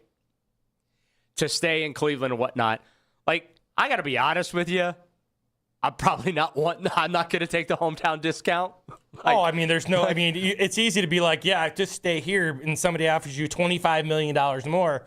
That's a hard, I'm with you. It's like when people say, would you be different if you were a millionaire? It's a lot of fun coupons to turn down. I'd probably be different if I was a millionaire. Sure. I don't know. It seems like, I don't know. I'm with you on that. And then it's just. But that to me, that also kind of like sets the culture. Like Jose knows that, hey, if he wanted to make his 100% market value, he's not playing in Cleveland, Ohio. He's playing in L.A. or he's playing in Chicago with the Cubs. Yeah. Or he's playing in New York, Yankees or Mets, or Boston, Red Sox too, right? Those are the teams. Like, that's what his landscape is looking like. Or he is playing for a franchise, but he's going to be the only player for that franchise, right? So when you have a player like that, Jose's talent level, that is bought in 100%, both financially as well, just as a player, he shows up and plays the game the right way day in and day out. I do feel like that filters throughout the organization. And, I don't know. I'll ask you this. Like, I think the Cavs have done a good job building this thing. It's just now they got to figure out how to get over the hump and compete for an NBA championship. The Browns, you look at where they're at right now, they're younger. On paper, it looks like Andrew Berry's had a very good 2 years bringing in young talent, right? Todd Monken is, he's a little different than Kevin Stefanski in a lot of respects, and we'll talk about that a little later this morning too. But Yeah, I don't know that for as good as the Guardian way is, I don't know if that's able to be replicated in other sports. I don't know if the Browns could replicate the quote-unquote Guardian way, or the Cavaliers could replicate the Guardian way. I think the sports are different. But when you said that to me this morning when we were talking before the show, like the thought dawned on me. Like, yeah, they're so consistent. And I know fans are frustrated because they haven't won a World Series since 1948. But you know what? They're in playoff contention just about every year. When they have a below 500 season, that's newsworthy because it rarely happens these days. You look at where they're at this year, and it's Memorial Day weekend, and that's where you kind of take stock of the standings and where they are. But yeah, I look at that and I'm like, you know what, man, and they've never brought in a GM outside the organization. You got to go back to Hank Peters in the late 1980s. Then it went John Hart. Then it went Mark Shapiro. Then Chris Antonetti. Now Mike Chernoff. Like they have just been so organizationally stable. And the NBA is not a stable league. Your lifespan as a coach is like 3 years in the NBA max. The NFL is not a stable league. It's not these owners aren't patient in the NBA, in the NFL. I don't know if the Guardian way, like just that overall organizational philosophy, I don't know that works in the other leagues. Well, I would say this. The only thing that I think that the Browns and the Cavs could take is, two guys, like a guy like Cade Smith. They got him during COVID. The draft wasn't even a real thing. They went out, so they have guys who can really recognize pitching talent. And then they get a guy like Reese Hoskins, who's not a guy who's going to hit 300, but he's a big hit guy, and he's a veteran. He's 33 years old. So they go out and they get these guys who still have a little bit of bat, and they make a big hit so they recognize talent and talent for them, because really they're not looking for a guy to hit 300 anymore. They're looking for a guy to make the big hit when they need it, and they feel like Reese Hoskins is a guy that can do that. Then they bring up these young guys, and you're right. The basketball and football are totally different because it's more of a young man's game, right? When you get to 30, you're old in the NFL compared to other sports. Same with basketball. But I just think the idea, for me, it's not really the way they do it and the money. It's that they have a plan. And when everybody wants them to go out and spend money and go get the big guy, that's really not how their plan works. And I think if they would do that, it might mess up their plan, and they might not have the success that people think they would, because this is how they've garnered their success, being, you get Bybee. And then you go, all right, well, Bybee, if he hasn't been there yet, but if he became the next guy that would price himself out, okay, Parker Mess up next up, right? You're the next guy up. Or Gavin Williams. Yeah, Gavin Williams. You're 6'6". You throw 90, you throw 100. There's another guy, right? They just keep like reloading it. It's like that, stacking talent that you want teams to do. We've talked about it with the Browns roster. That's the way they do it. All right, you price yourself out. We got a next guy we're bringing in. We've developed for 5 years now. We know how we've developed them the way we wanted to, especially as a pitcher. We'll bring in a bat. It's not going to be a bat that hits 300 or maybe hits 35 bombs, but he's a guy who's going to get us a big hit because we want to win 2-1 anyway, right? That's how we're going to do it. So I just think they've done the consistency part of it, of staying true to who they are, whether you like it or not. It's got to be good. Yeah, and they Chase DeLauder started off real super hot, and everyone was ready to give him a 10-year contract out of the gate. Cooled off a little bit, but he's getting his sea legs back under him, and the bat is starting to come alive for him again. Bazana, I think, has been really good since coming up, and I think he can really stabilize second base. And look, when you're like the number one overall pick in a draft, there's a lot of pressure on you as well. And I think Bazana's done a real good job of that. Cavaliers, game 4 tonight. What are you hoping to see down at Rocket Arena? Do you just want this thing to be over with? Just put the dog down? Or do you want to live to fight another day? 216-474-0092. Lance Reisland, Daryl Ruiter in for Ken Carman, and Anthony Lima with you until 10 here on The Fan.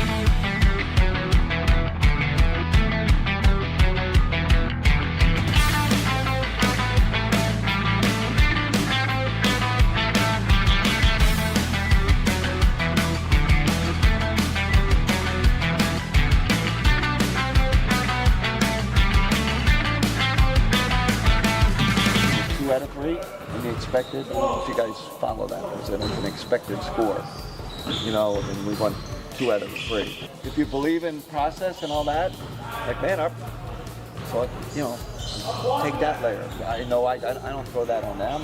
I see it for myself. We have this feeling, I have this feeling, then I can go to our analytical table and be like, I think last night it was, the expected score was like 1 point or 2. You got to hand it to Kenny Atkinson. He took his copium. At least it sure sounds like it. Analytically speaking. Yeah, I'm not sure that's the route you want to go with hungry Cavs fans at this point. We should have two wins here. I don't know. It's listen, take your medicine and just kind of own it and move on, and I think you're in good shape. I'll obviously say we're going to win tonight. That's it. Be done. I'm glad that they're winning something in this series, even if it is analytically speaking. They're winning the expected score battle with the Knicks. Meanwhile, the Knicks are winning the actual score battle, leading the series 3-0. New York has been on a heater here in the playoffs, having won 10 straight games. I don't know. Will that be the victory lap for the Cavaliers, that they end the Knicks' 3 win streak here? I don't know. I don't even know what the better path is for the Cavs right now. Is it best to be done with this and you get swept out of the conference finals here and you lick your wounds, go into the offseason, reset, try and figure out what your game plan is? Or is it to prolong the inevitable? Now, there's a reason you play the games. There's no guarantee in sports, okay? And weird stuff happens all the time. Historic stuff happens all the time. Hey, the Cavaliers won an NBA championship doing something that had never been done before, being down 3-1 in an NBA Finals. Now, we've seen 3-1 deficits erased in Major League Baseball and the Stanley Cup playoffs all the time. It seems to happen all the time. But in the NBA, it had never happened until the Cavaliers did that 10 years ago. I don't know, 10 years later, could they do the unthinkable? Could they come back? Now, you got to take it one day, one game at a time here. The reason I have no faith is they look to me like a team that is physically and emotionally spent. Everything that they have gone through the last couple of years, all the narrative about them being soft and not mentally tough or physically tough enough to get it done in the postseason. Donovan Mitchell can't, get out of the second round of the playoffs. He's just not good enough. He's a great regular season player, can't get it done in the playoffs. And Donovan's had some brilliant playoff performances here this year. But I'm kind of torn. What does that actually accomplish for them? Let's say they do win tonight. Let's say they go to New York and push and force a Game 6 upon us Friday night, right? What does that ultimately accomplish for them? And also, too, does it change your view, your outlook? Because if I can sit here and say, had they not won Game 7 in Detroit, but it was a tight, competitive, heartbreaking Game 7 loss,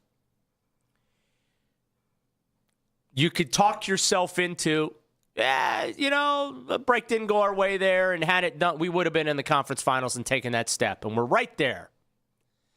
I don't know. If you get swept in this series, I don't know if the Cavaliers can say, well, we're right there when it comes to competing for an NBA championship. I don't know that they can do that because I'm watching the Oklahoma City, San Antonio Western Conference Finals, right?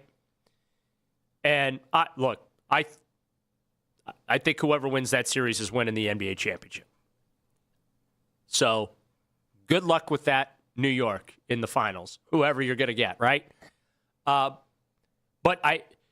you got to the Final Four, I guess, the NBA version of the Final Four. You're one of the best 4 teams in the NBA, but you're the 4th team. and the gap that's there, and you look at this roster, you look at the age of the roster, of at least of some of the guys on the roster, like, I don't know. I'm torn. I'm torn between they have to make drastic changes to get them to the next level versus, I think where you're at, Lance, is no, they have made the steady progress and keep it together, run it back next year, and see if you can take the next step after that. And my counter argument to that is, well, we see teams make the conference finals all the time, and they don't get back. Like, next year's not promised, not guaranteed, and that's why I'm so angry. I feel like this is a missed opportunity.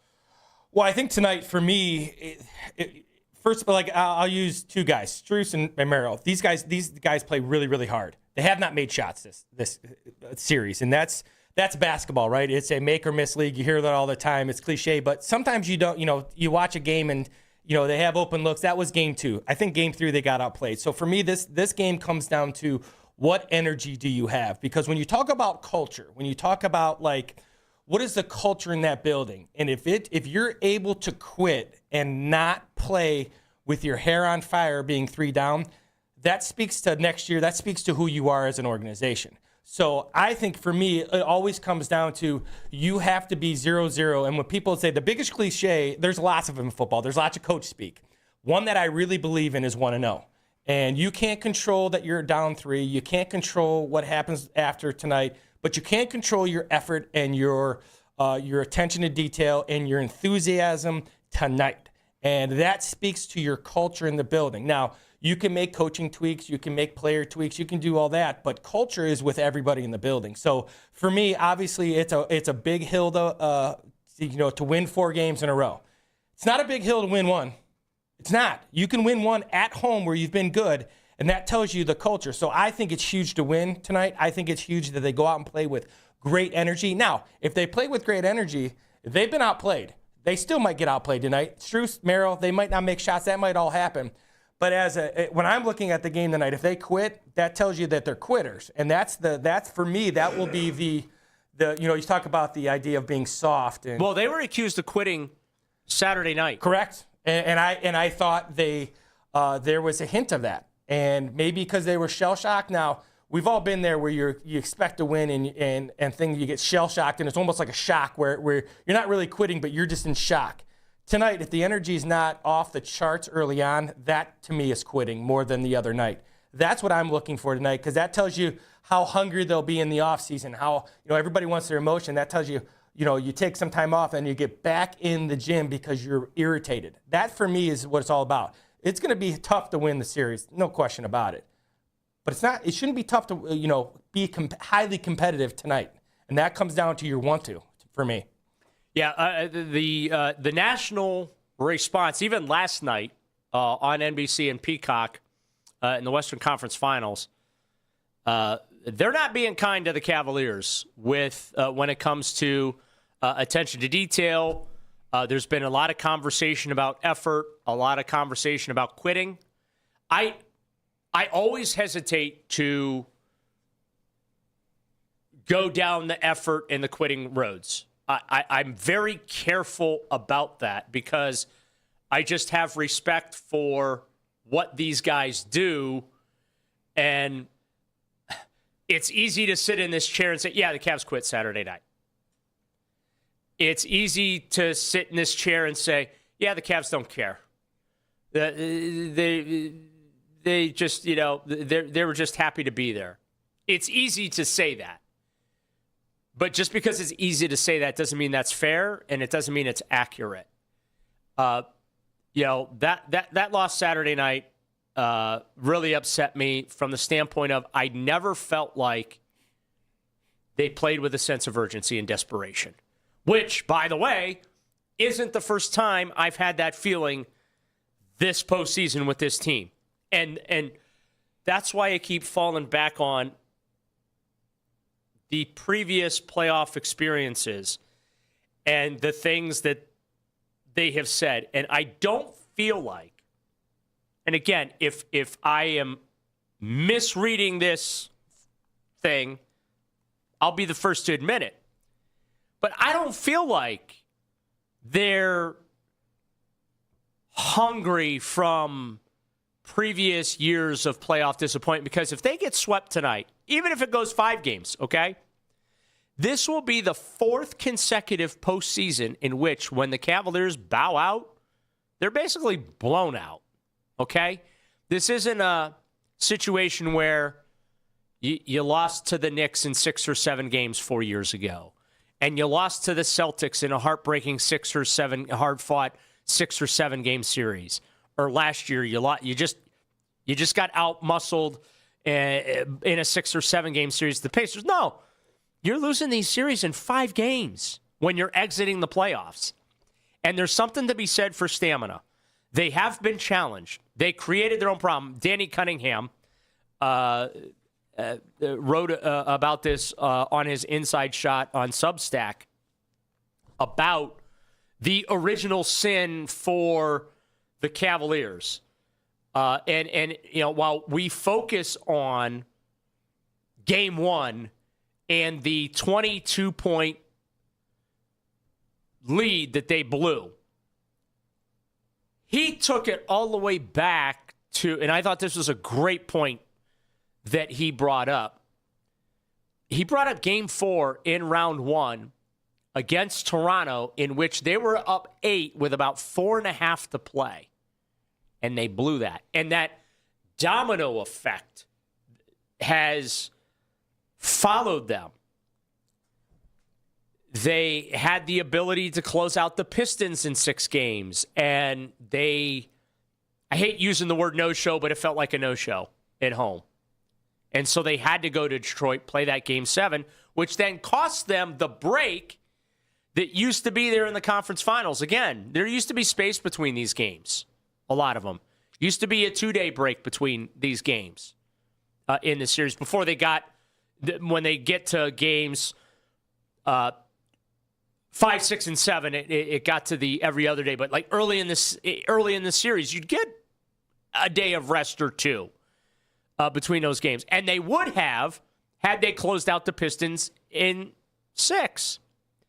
So I thought it was a great point that Danny brought up about how this actually, when we talk about the fatigue factor, not just the physical fatigue of playing every other day since the end of April, but the emotional fatigue that comes with that. We also have to remember, these are human beings. They might be well-paid, world-class superstar athletes, but they are human beings.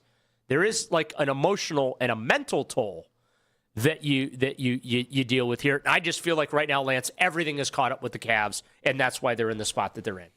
Well, physically, I think there has been they look tired. Donovan Mitchell, people talk about injury. To me, he just looks physically fatigued. I guess my question would be, all year we talked about, the depth of this team and how many people they have played. What has happened to that depth there? Why are they not playing some of these guys even 4 to 8 to 12 minutes? Like, what happened to that? Because now you got these guys playing 34, 35 plus minutes, and they're gassed, and they've played 2 7-round games and things like that, and that's okay. That's how it typically goes in the playoffs. So you tighten your rotation in the postseason. Do you think? But what I'm saying, with the position that they've been in with these 2 7, right? Do you think they should have maybe extended that a little bit more, or especially early on? Maybe, and I don't know. It feels like I hate to use the T word, but I think it matters. Trust. Clearly. There isn't a lot of trust in Jalen Tyson, who was great for you in the regular season, but he is a young player, right? Dennis Schroeder, you've had to use him sporadically. Keon Ellis, he's really not doing anything for you. But there's an energy issue, right? So like last couple games, so Tyson hasn't, whatever you say, but Tyson, Ellis, even a guy like Tomlin, Proctor. I'm not saying you play them big minutes, but in terms of energy, especially like these, middle of the second quarter, these lulls they have for 4 to 5 minutes. What about getting some of these guys in there that can give you energy? Because for me, it hasn't been about the play has been up and down, the shooting's been up and down, but for me, it's been about the energy. Ethan Sands, Cleveland.com, going to join us at 9 to preview Game 4 and look at the big picture for the Cavaliers. As always, you can listen to this show and all of our local shows on The Fan on Apple Podcasts, Spotify, wherever you get your podcasts. Coming up, overhyped team activities resume for the Browns this week. Lance Love OTAs. is liking what he sees. Speaking of rotations, from one of the quarterbacks. We'll get into that next. It's Daryl Ruiter, Lance Reisland in for Ken Carman and Anthony Lima. Ken Carman Show with Anthony Lima till 10 on the Fan.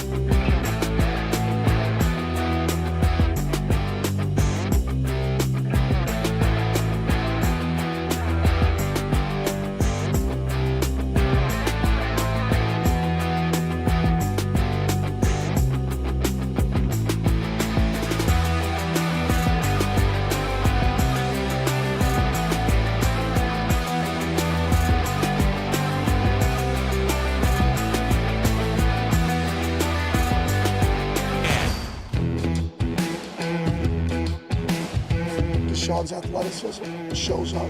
Obviously, he's had that, but he's had his injuries that have set him back. But that's been, I wouldn't say a surprise, but it's exciting to see. It's a weapon for him. It's one of his superpowers is athleticism. And I think Shador's come miles in terms of his progressions, getting the ball out, his understanding of concepts. I think he's really, really come a long way. That was Todd Monken from last week after, the first day that we were allowed to watch overhyped training activities, team activities, whatever it's called, OTAs. I used to get excited about spring football practice. I don't get excited about it anymore because it just feels like training camp is so far away. I get excited about training camp. That's really what gets my blood flowing is training camp and the competitive battles during camp. And then about a week into camp, I'm sick of it and I'm ready for the regular season. That's neither here nor there. But that was Todd Monken on both Deshaun Watson and Shedeur Sanders. Obviously, there are a lot of questions that he will continue to be asked about this quarterback competition between them. My take on where things stand right now. If they were to play a game today and be having to go to Jacksonville to open the season with the Jaguars, Deshaun Watson would be your starting quarterback. If Shedeur Sanders would be your backup quarterback, and then Dylan Gabriel will be quarterback number 3, and then the rookie number 4. So that's where I'm at right now. It's early. The coach was out there with me last week as well. Shedeur did get first team reps, which is not something that he was afforded. I mean, he was barely afforded any reps during the offseason program last year. So now he is getting some first team reps in some team periods now. But it does feel like Deshaun is the lead horse. And I know the Shedeur fans and members of his family don't want to hear that. But just from my perspective, Lance, I just think that's where it is. Like Deshaun right now is the leader in the clubhouse, and Shedeur still has an opportunity to catch him. Oh, absolutely. It doesn't, obviously I'm a big fan of OTAs, and I'm a big fan of OTAs when they're like Monken, where they're trying to learn everything. And I think that's important. Very old school mentality what he's doing. But Deshaun being in front is something everybody should kind of think of as a good thing. And people are like, even if you're a Shedeur fan, right, this is a brand new offense. So understand that Deshaun has had injuries. And I had mentioned a couple weeks ago and got a lot of pushback because I said he looked good. And what I meant by that is his health looks good. It doesn't matter, what he's doing. And obviously he's got to play better in games, and I get all that. But when you have a brand new offense and you have a guy who's been in the league 10 years and he's just going to know more. It doesn't mean he's better. It doesn't mean he's automatically going to be the starter. But if you're asking who's in front, you would hope it would be Deshaun Watson at this point in time with all that veteran kind of knowledge of multiple offenses, terminology, how to get in and out of the huddle. You saw the thing I would tell everybody, they were signaling doing 2 minute already. They're killing plays on the line of scrimmage. So there's a lot of things that have been installed already with these guys, which is a great thing because there's going to be hopefully mistakes early, and then that's taken care of late, which has been historically with Todd Monken has been the case. But it really doesn't matter until they put the pads on. However, everything that has happened before, everything that people say about Deshaun Watson, his injuries, his play in norm, none of that matters to Todd Monken. And if Todd Monken, I've had people say, well, Todd Monken got this job because he'll do exactly what ownership tells him. I hope that's not the case. I hope at 60 years old he has some non-negotiables. And one of the non-negotiables is I'm going to make the football decisions. And a football decision for a guy that age is whoever the best guy is plays.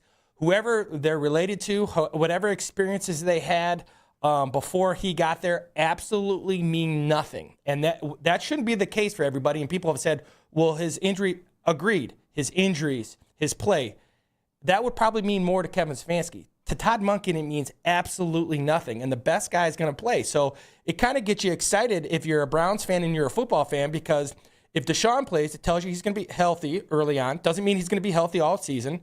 And if you're a Shedeur fan, you should also be happy because that means that if he starts, that he beat out a healthy quarterback. And I think that's, the idea of Deshaun being the starter doesn't mean the end of Shedeur Sanders. In fact, it could be a good thing because he's continuously learning the game and continuously learning Monken's offense, which Deshaun is going to have a lead on just because he's been in the game so long. So for me, I like the way that I like how the things have been answered. I like how the quarterback rotations have gone. They're going to get their look. More than one quarterback's going to play, especially with the history injury of Deshaun. So I think they're in a good spot, and I think they're handling it right. And I look forward to training camp to seeing some real battles. Well, when it comes to Shedeur and what happened last year, first of all, he wasn't prepared last year. And I think that there's shared accountability with that, okay? There's, that was an organizational failure to not adequately prepare him because I don't know how you don't give a guy reps in practice or find a way to give him reps, even if he's behind in the playbook and struggling with the playbook or whatever, right? I don't know how you still don't find ways to get him some reps when you know full well you're going to play him at some point, right? And so I think that Shedeur performed pretty well, all things considered, last year. Yes, there were some really bad moments, but you know what? There were also some really good moments from him as well. Very right? impactful. I thought he was impactful. Yep, right. I agree. So, and the thing that stood out to me that practice last Wednesday was twofold. One, and Kevin was this way too, so I want to be fair, but Todd gets his hands dirty. He jumps in there and he, just like Kevin did, tells the guys what he's looking for on plays, what the responsibilities are, for the skill guys on plays and that. He jumps in there. He really gets his hands dirty. The second thing that I really, really liked was he made him re-rack plays when there were mistakes. He's like, all right, no, we're going to run that again. Reset. Let's go. We're not messing around here. Okay. Let's try and get it right so we don't have to do this and slow up my practice because you're not doing what you're supposed to do when you're supposed to do it, how you're supposed to do it. Those two things really stood out to me, more so than counting completions, more so than all the other stuff that we're watching out there. I was really paying attention to Todd and his interactions with his staff, his interactions with the players, and the accountability that we're already seeing in practice. Well, there's no question. He's very, very vocal at practice. I will say this, too. When people ask, what the 11-on-11s, most of these 11-on-11s during these OTAs are perfect plays. And we all run a variation of perfect plays from high school, college to pro. But Todd Monken is explain to people the perfect play thing, because you talk about that a lot. Mm-hmm. Okay, I know what you're talking about, but just explain that for people.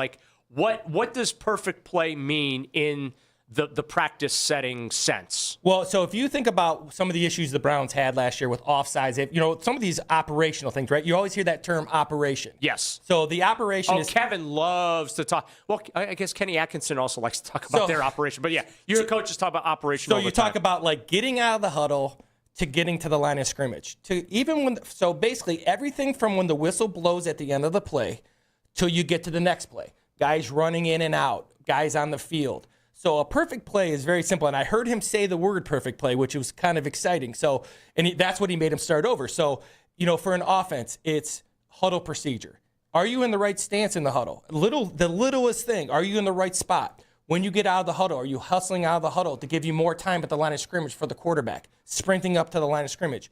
Are you in the right stance? Do you have the right split? Do you understand the formation? Do you understand the coverage? What foot are you stepping with? All those things on offense. Same kind of thing for the defense. But offensively, that's what you're looking for. And if you don't get it, he would make him start over. Simply, the left tackle would be in his split wasn't right on that particular play, or the receiver had his wrong foot up, or the quarterback stepped with the wrong foot. You just think about all those super, super minute details. They're not perfect. And for Todd Monken, perfect means perfect. And that's kind of the thought process behind it is getting everything right. So one of the things he made him do that I thought was really interesting is he called the personnel group from the sideline. They didn't get in fast enough. And his thought process was, you got to get in faster so we can call the play, so we can get up the line of scrimmage. So if we need to change the play, we can do that. We can't do that if you're slow getting on the field. And just that little bit of saving time, the minute things, the minutia that everybody thinks, so important, especially when you're trying to install a new offense. It was very refreshing coming from Todd Monken. That's what a perfect play is, doing everything right before the play even starts. So, the fact that he was making them re-rack a couple of plays, that got my attention because that is something Kevin did not do. They just, They address it, but then move on. You're correct. They do that I'm guessing in the film room. Yes, correct. Okay, where Todd's like, yeah, no, we're going to do this now. we're not going to wait until we get back upstairs. We're going to handle this right now as well. Another thing that really stood out was the young kids, the rookies. Spencer Fano was not with the first team offensive line. He was with the twos.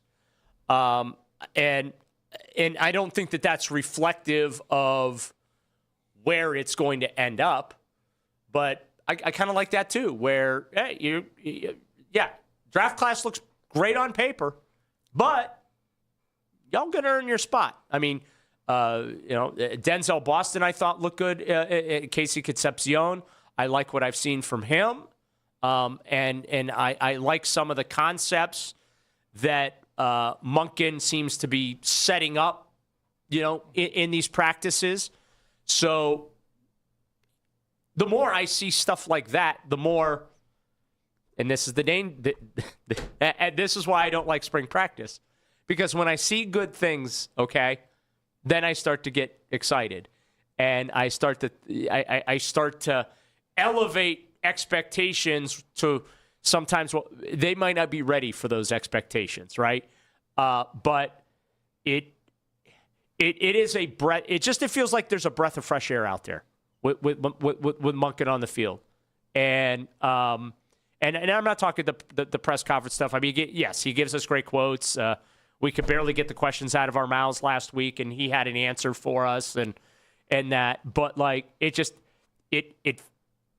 feels like he knows exactly what he wants and how he wants it, and also too, he's not the least bit worried about speaking his mind to anybody, and I do mean anybody. Well, I tell you what, as you're saying that, two things stuck out to me. So you're talking about things that you really noticed. Two things I really noticed is coaching on the run, and I want to explain that a little bit. So when Kevin was here, when Kevin was here, they would kind of correct them when they got back to the huddle. Yeah. Now the coaches they're correcting on the way back to the huddle. So when they get back to the huddle, they're ready to go for the next play. Next thing you're getting is all the movement and motion and all the things they want to do. They're not extra, they're a part of it. So there's things that I'm looking forward to. Again, is it building towards, I'm looking forward to Wednesday, and then looking forward to mandatory minicamp. We'll see if it continues to progress. Hopefully they're done installing the run game so we can see the pass game installation. That's all I'm going to say. Speaking of adjustments, it'd be nice if the Cavaliers made a few of those. We'll get into that next, coming up at the top of the hour. Ethan Sands, Cleveland.com, and the Plain Deer are going to join us, preview game number 4, and also look at the big picture, what might be coming down the pike if they don't win game number 4. Ken Carman Show with Anthony Lima rolls along as Daryl Ruiter and Lance Reisland. We fill in for the boys here on Memorial Day on The Fan.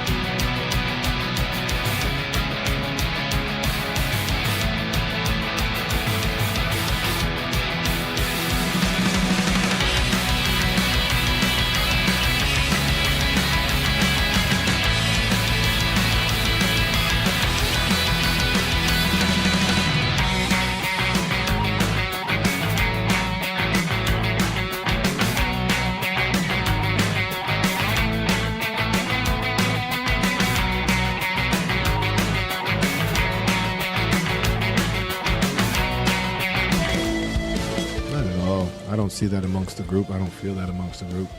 Like I said, even after we won against Detroit, I didn't feel like it was like, man, we did it. Like, you know what I'm saying? I never felt that amongst the group, and I don't feel that way now.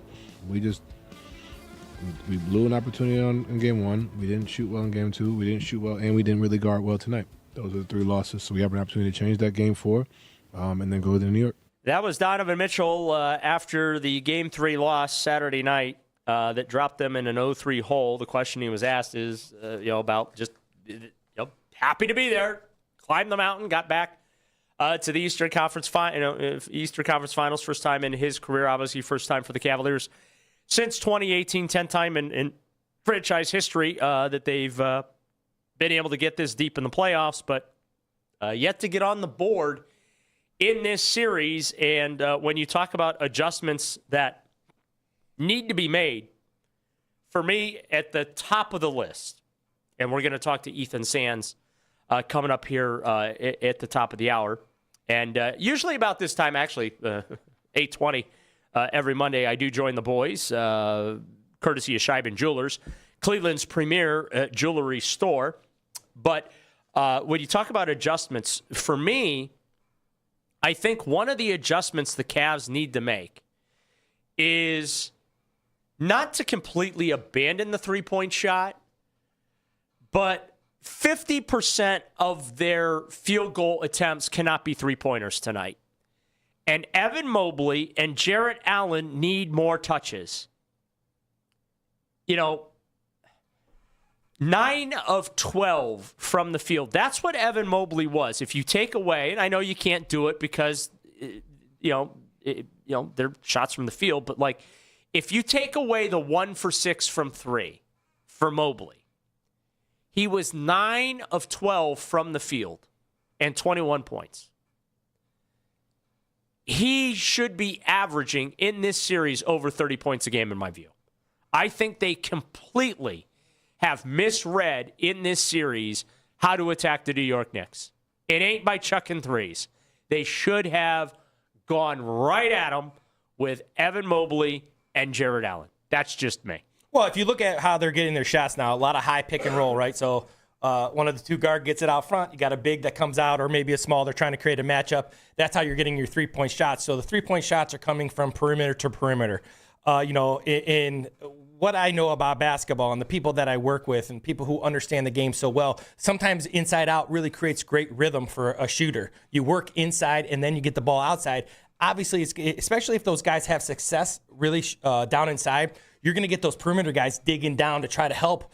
And that's when you create those open shots and you get the ball in rhythm. And it's so I think, once again, it hasn't worked. And so that would be my number one thing too. And then secondly, if you lack energy, it hasn't worked. So if you lack energy, maybe a guy like Keon Ellis or Jalen Tyson, a little bit more minutes, just to maybe try to create Tomlin, who's giving you great energy.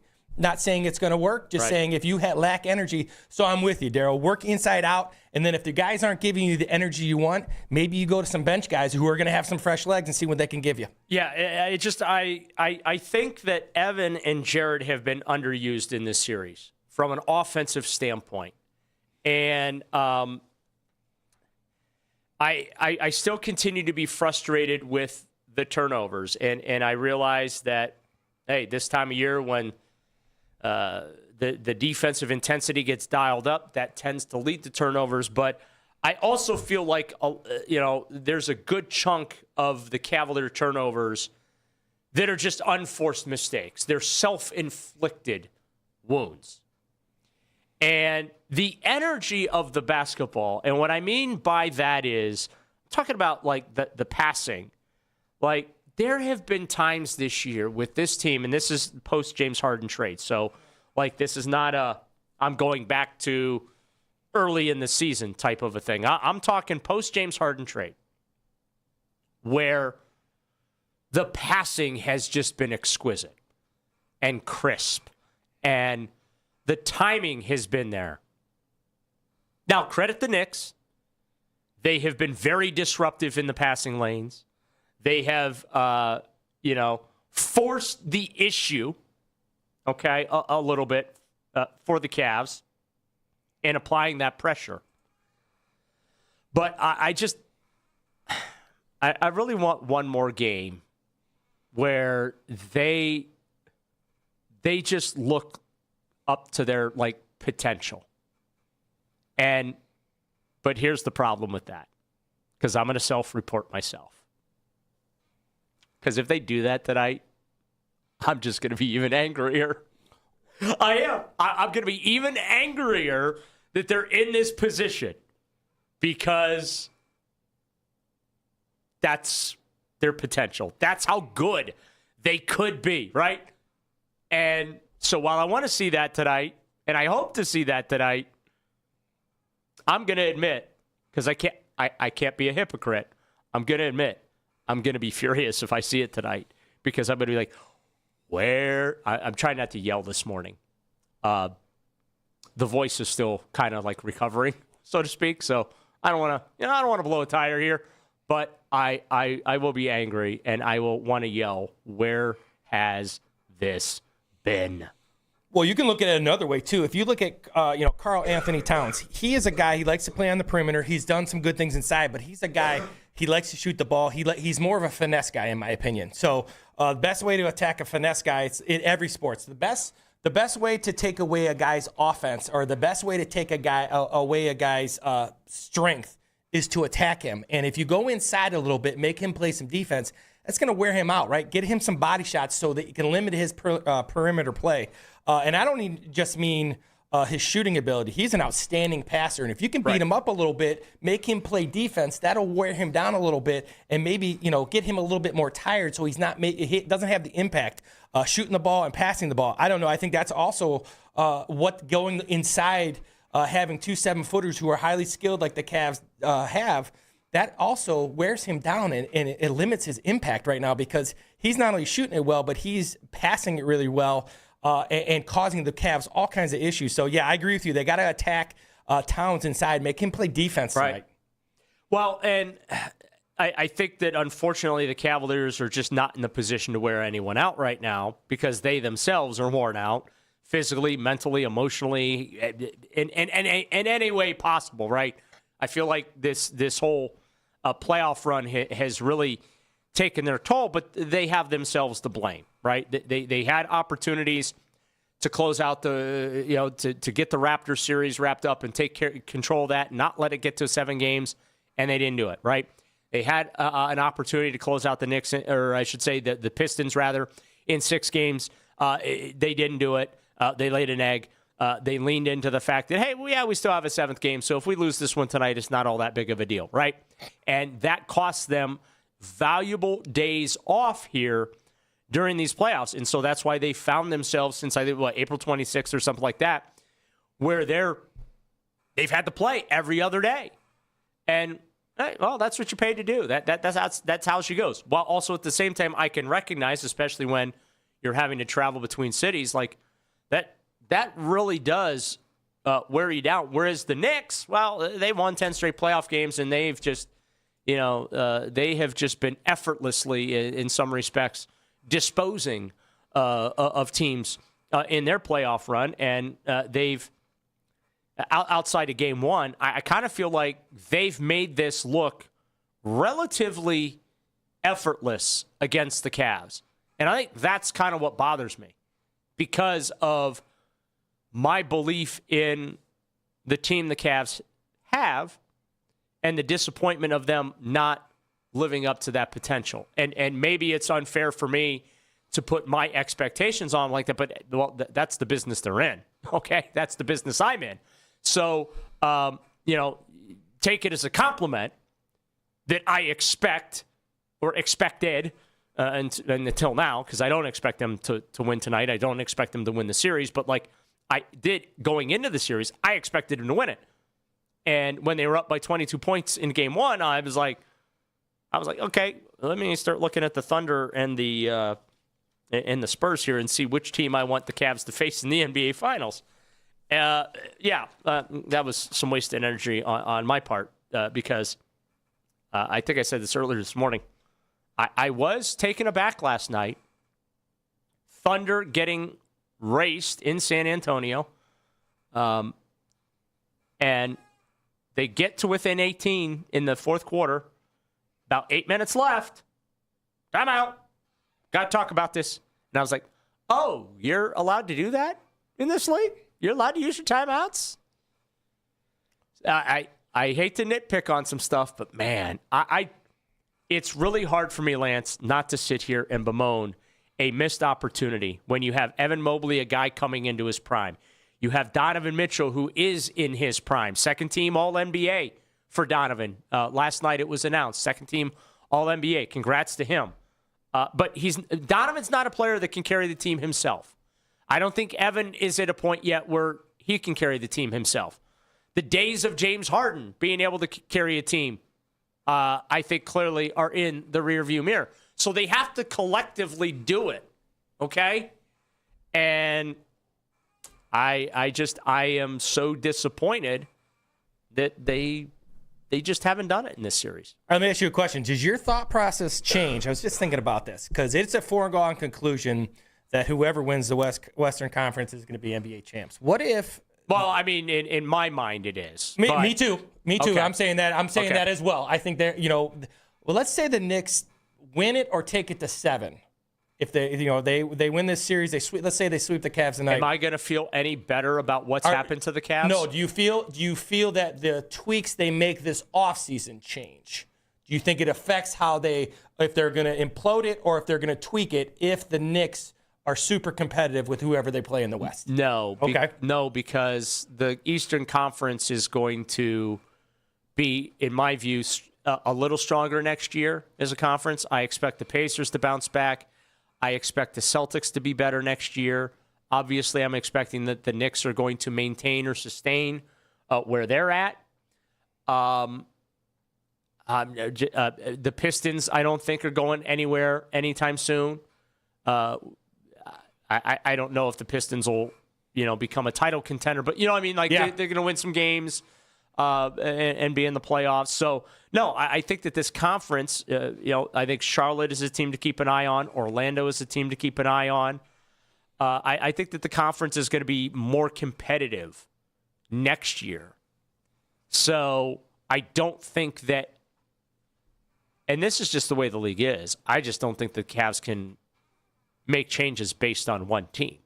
Like, oh, well, this is what we need to do to get through those guys, right? Because I think that's what you're getting at, right? Yeah, we assume. I know I have too. I'm not any different. I assume that they're a distant fourth right now. They're in made the Final Four and they're a distant fourth. But what if the Knicks go out and they physically win or lose, but they physically dominate a Western Conference team? I'm not saying that's going to happen. But what if they're not going to that series saying, "Oh, we're comfortable making the finals"? I'm just thinking to myself as we've talked. I haven't thought about this until we've talked all morning. No, if the Knicks make the NBA Finals, they may still throw a parade for them even if they lose the finals. So what if they go out and dominate the Western Conference? Then does that change the view on what the Cavs need to do in this offseason? That's kind of the basis of my question. Is no, okay. I don't think it does. I mean, they've got hard decisions to make. They've got James Harden, which I vehemently disagree with giving him anything beyond what his existing contract is. Donovan Mitchell, what happens there? Donovan likely will decline the extension for financial reasons this offseason and wait a year because he'll get more money, but I don't think he's worth $70 million a year. So, I mean, they also, one of their goals is to get under the second apron so that they can have some flexibility to, tweak the roster. Coming up next, Ethan Sands, Cleveland.com, the Plain Dealer. He's going to join us to preview game number 4. What are we expecting and hoping to see tonight from the Cavaliers? And also, too, if it does go south, where do we go from here? What does our Tuesday and Wednesday and maybe even Thursday this week look like? We'll get into that next. Final hour of the Memorial Day edition of the Ken Carman Show with Anthony Lima. It's Daryl Ruiter, Lance Reisland filling in for the boys here on The Fan. This is an Odyssey Sports Minute. Look, the NFC South is always a beautiful disaster, but this year the Tampa Bay Buccaneers take it. Yes, they had a brutal second half collapse last season, but a healthy Baker Mayfield combined with Zach Robinson's offense is the safest bet in the division. Toss in rookie pass rusher Reuben Bain Jr. disrupting the backfield, and the Bucs have the stability the rest of this division desperately needs. I'm Maddie Bates.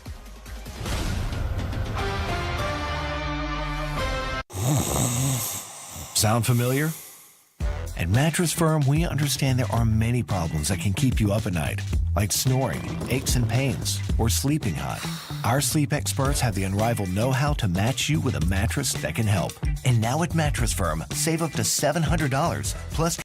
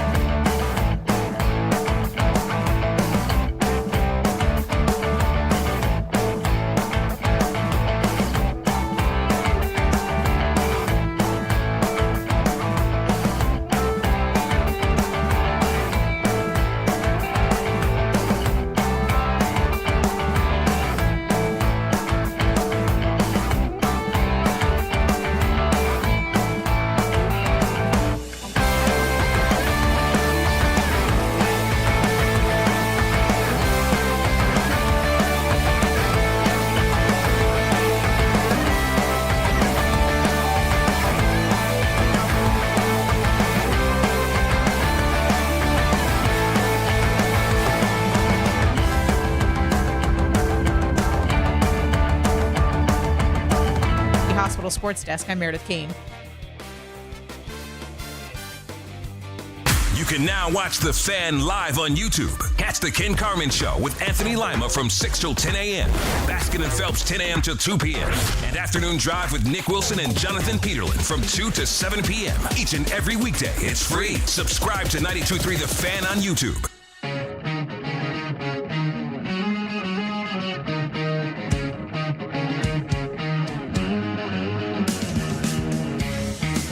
Is this the end of the road?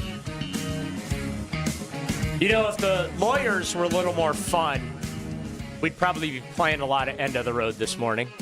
Ooh. We would be playing some Taylor Swift in honor of her appearance. By the way, Taylor totally got baptized Saturday night. Welcome to Cleveland. Welcome to being a Cleveland sports fan. And when he mentioned her on the telecast, what happened with that? Just like they refused to acknowledge her. No, they did. Just the girlfriend, though. Yeah, they were trying to, I think, be cute and throw some shade. Okay. Joining us now on the Wise Heart Right, We Make It Right, Call Kyle Right hotline. Would never get cute or take for granted or throw shade at this gentleman. Ethan Sands from Cleveland.com and the Plain Dealer, kind enough to join us on a holiday and what's going to be a long night for us all. Ethan, you're the man. Good morning. How you doing, bud? Good morning, Daryl. Happy Memorial Day, and I hope you're having a great day, and I can't wait to talk to you about some hoops. Yeah, and we'll be watching whatever's going to happen tonight together at Rocket Arena just after 8 o'clock. Cavaliers trying to put the brooms in the closet and get themselves back to New York for a Game 5. I guess let's go back to Saturday night if we could, Ethan. I was at a wedding, so I wasn't in the building for the game, but I took a look at it.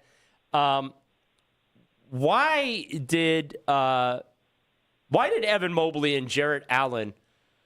It feels like they could have done more in that game if given the opportunity. Evan shot 6 3-pointers. He would have been, if you take away the 3-point shooting, and I know you can't, but you got it in this case, 9 of 12 from the field. Like felt like he was cooking. And I don't know. I feel like they haven't let Jarrett and Evan really cook in this series, and that might be a mistake. What's your thoughts on that? Yeah, Daryl, I'm in complete agreement with you because I think coming into this series and actually throughout the entirety of the postseason run for the Cleveland Cavaliers, you understood that there was an advantage that the Cavs have had inside with Jarrett Allen and Evan Mobley, the skill of what they can do on the interior, but also understanding that the series can drag on. And as the series drags on, that's going to be more work, more tiresome from James Harden and for Donovan Mitchell. So allowing the Cavs to have more release valves potentially in Jarrett Allen and Evan Mobley is extremely important. And especially when Evan Mobley, and we've seen it already this series, where he'll get hot and then take 2 shots in the entirety of the second half. So I think the Cavs need to be more emphasized of having the bigs involved. And I know that Kenny Atkinson and his staff have talked about rewarding the bigs, but even if the Cavs need to run simple plays, more pick-and-roll actions higher up to allow them to get downhill, to have more verticality, to have more force, more thrust towards the rim, I think there's an understanding of how the Cavs can utilize both Jarrett Allen and Evan Mobley to be more effective. And why they haven't, I think it's because of the 3-point reliance that the Cavs have been on, and also understanding that they've become even more so a isolation-heavy offense, which is where they become stagnant. And I think it's intriguing because we understand that the Cavs are at their best when they're playing with off-ball movement, cutting, ball and body movement on the offensive end of the floor. But when the ball becomes more heliocentric, I think the Cavs understand that their offense shrinks the floor, and the Knicks or any other team are capable of defending them to a better capability.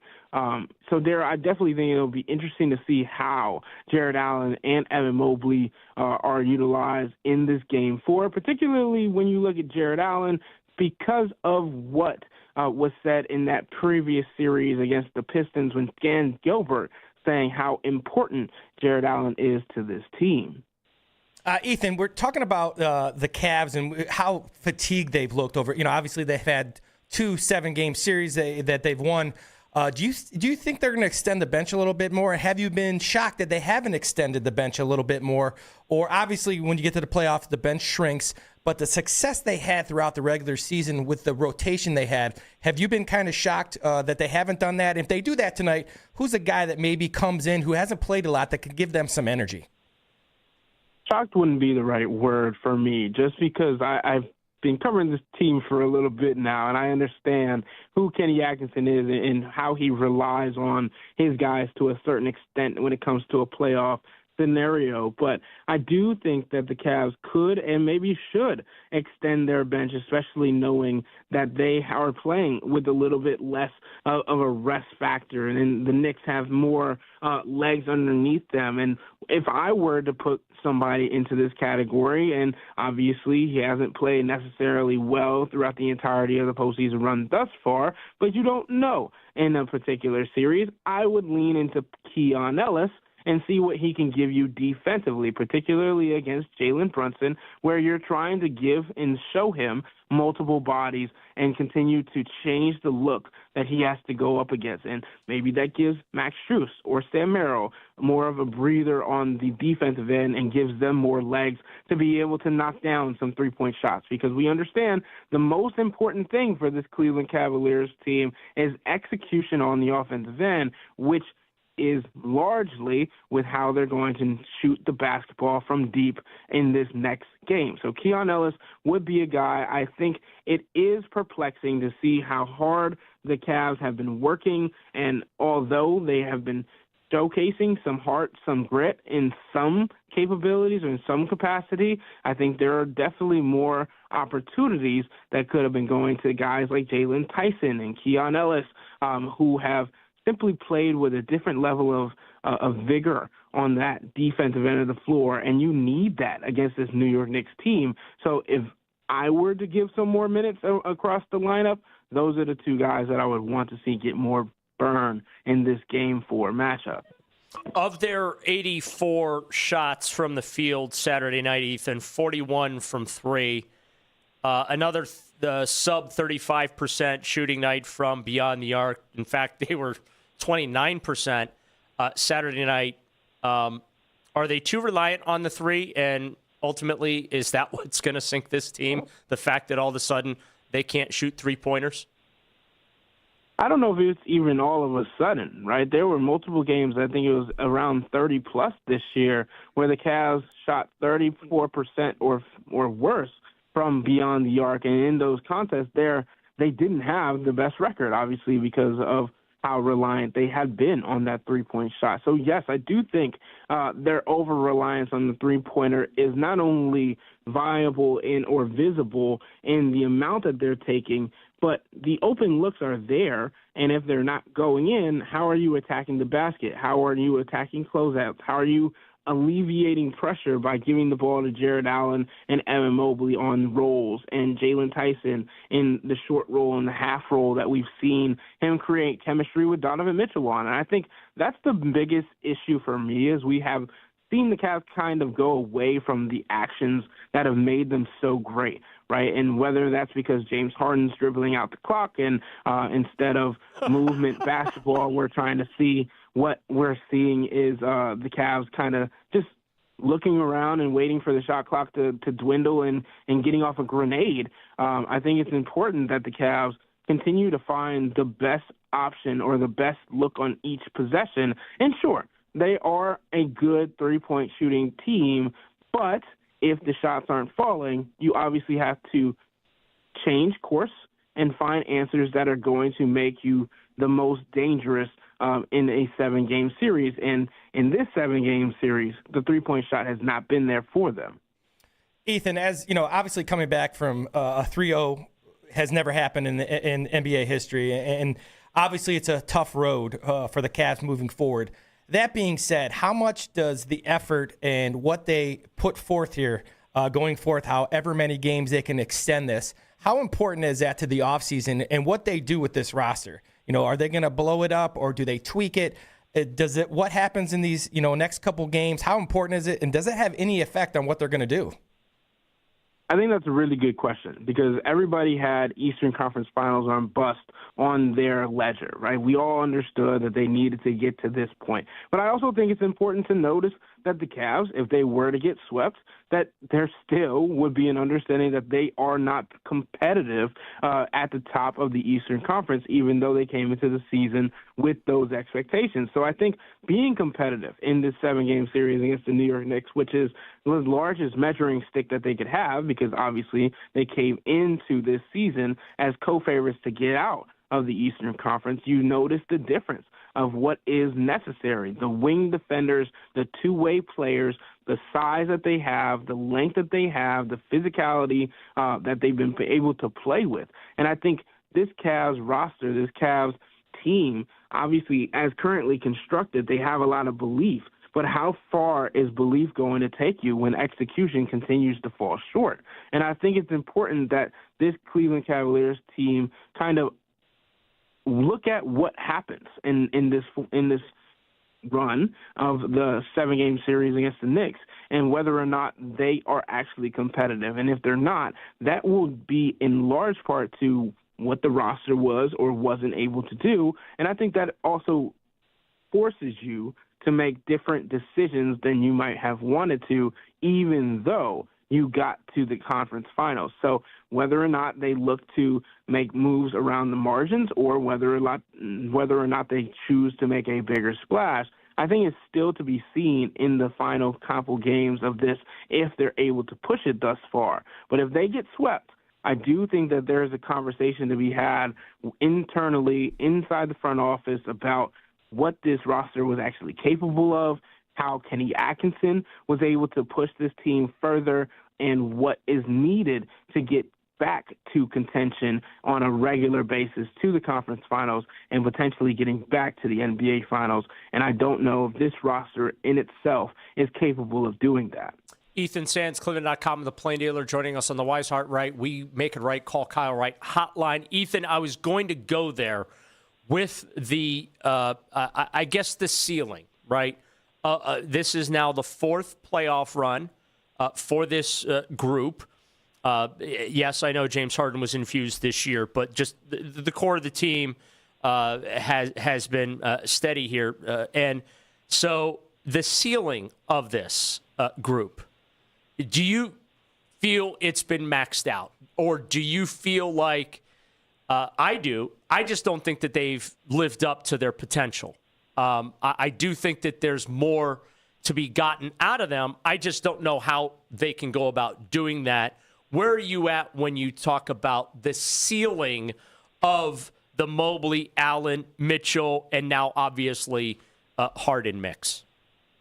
Yeah, and I think it's important to remember that these guys, to your point, Daryl, have not been tapped into to their fullest potential. We talked about Jared Allen and how great he's been throughout this postseason run. He took 9 field goal attempts in that game 3, right? And I would have wanted to see more from your most efficient player on the floor. And I think it's important that we continue to remember that Evan Mobley is growing. And sure, 6 3-point attempts might seem like a lot, but that is him showcasing that he's confident in that shot more than he has been to any point of his career. And I think as much as Evan Mobley needs to get downhill, needs to be in motion, it's also how he's being utilized, how he's being deployed when it comes to the actions that the Cavs are using or lack thereof, right? So when it comes to maxing out this roster, I think there's still potential here, and I think the Cavs need to find a way to get them more involved,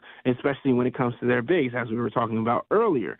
But I do think that if you're talking about how this team is being constructed and used to this point, I definitely think you have to look around the Eastern Conference and not necessarily what is happening now, but what is to come, right? The Boston Celtics are going to be stronger next year. Jason Tatum is going to be back and better than he has been, right? Tyrese Halliburton is likely going to be back at some point next year from the Indiana Pacers. They now have a true center to run pick and roll with, right? The Toronto Raptors, we saw that they're just a growing group. The Detroit Pistons, Cade Cunningham dealing with the collapsed lung and potentially fractured ribs throughout the postseason run. Like the Cavs have to be wary of what they think this roster is capable of in the future against teams that are not only capable of taking them to 7 games, but are also going to just keep getting better. And I think that's the major portion that the Cavs and the front office have to take into this offseason is where can we improve around the margins, or is Donovan Mitchell truly capable of maintaining 1A star play in the postseason, or do we have to go get a better option or better 2s and 3s to help him along the way?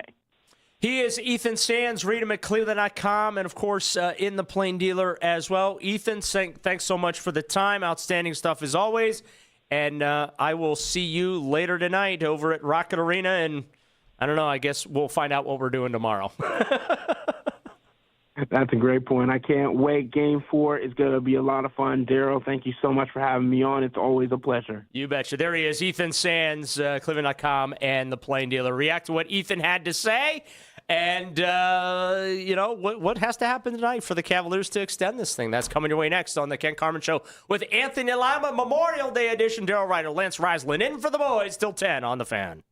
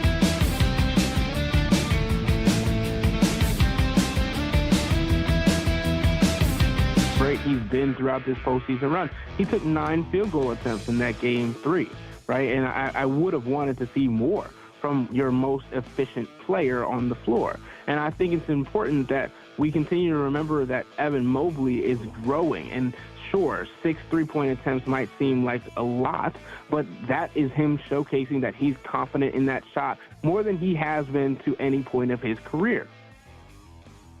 That was Ethan Sands, Cleveland.com, the Plain Dealer, who was kind enough to join us on a holiday and what will be a long day for him and a lot of us, as we'll be covering Game 4 of the Eastern Conference Finals tonight, Rocket Arena tip-off. Probably closer to 8:15 than 8 o'clock. They say it's an 8 o'clock tip, but it's closer to 8:15. By the way, if you missed a moment in your show, use the rewind feature on the Odyssey app, powered by Integrated Restoration, your local experts in water, fire, and storm disaster restoration. So my thanks to Ethan for joining us this morning again on a holiday and what is going to be a long night for everybody that covers the Cavaliers. Well, regardless of the outcome, whether they win or if the season does, in fact, come to an end. And look, Lance, one of the things that drives me nuts in sports, and this is coming from somebody that doesn't have an athletic bone, tendon, muscle, cartilage, fiber in his body, okay, is unrealized potential. And when there's talent there, wasted talent drives me nuts. Not just in sports. I'm just talking just in general.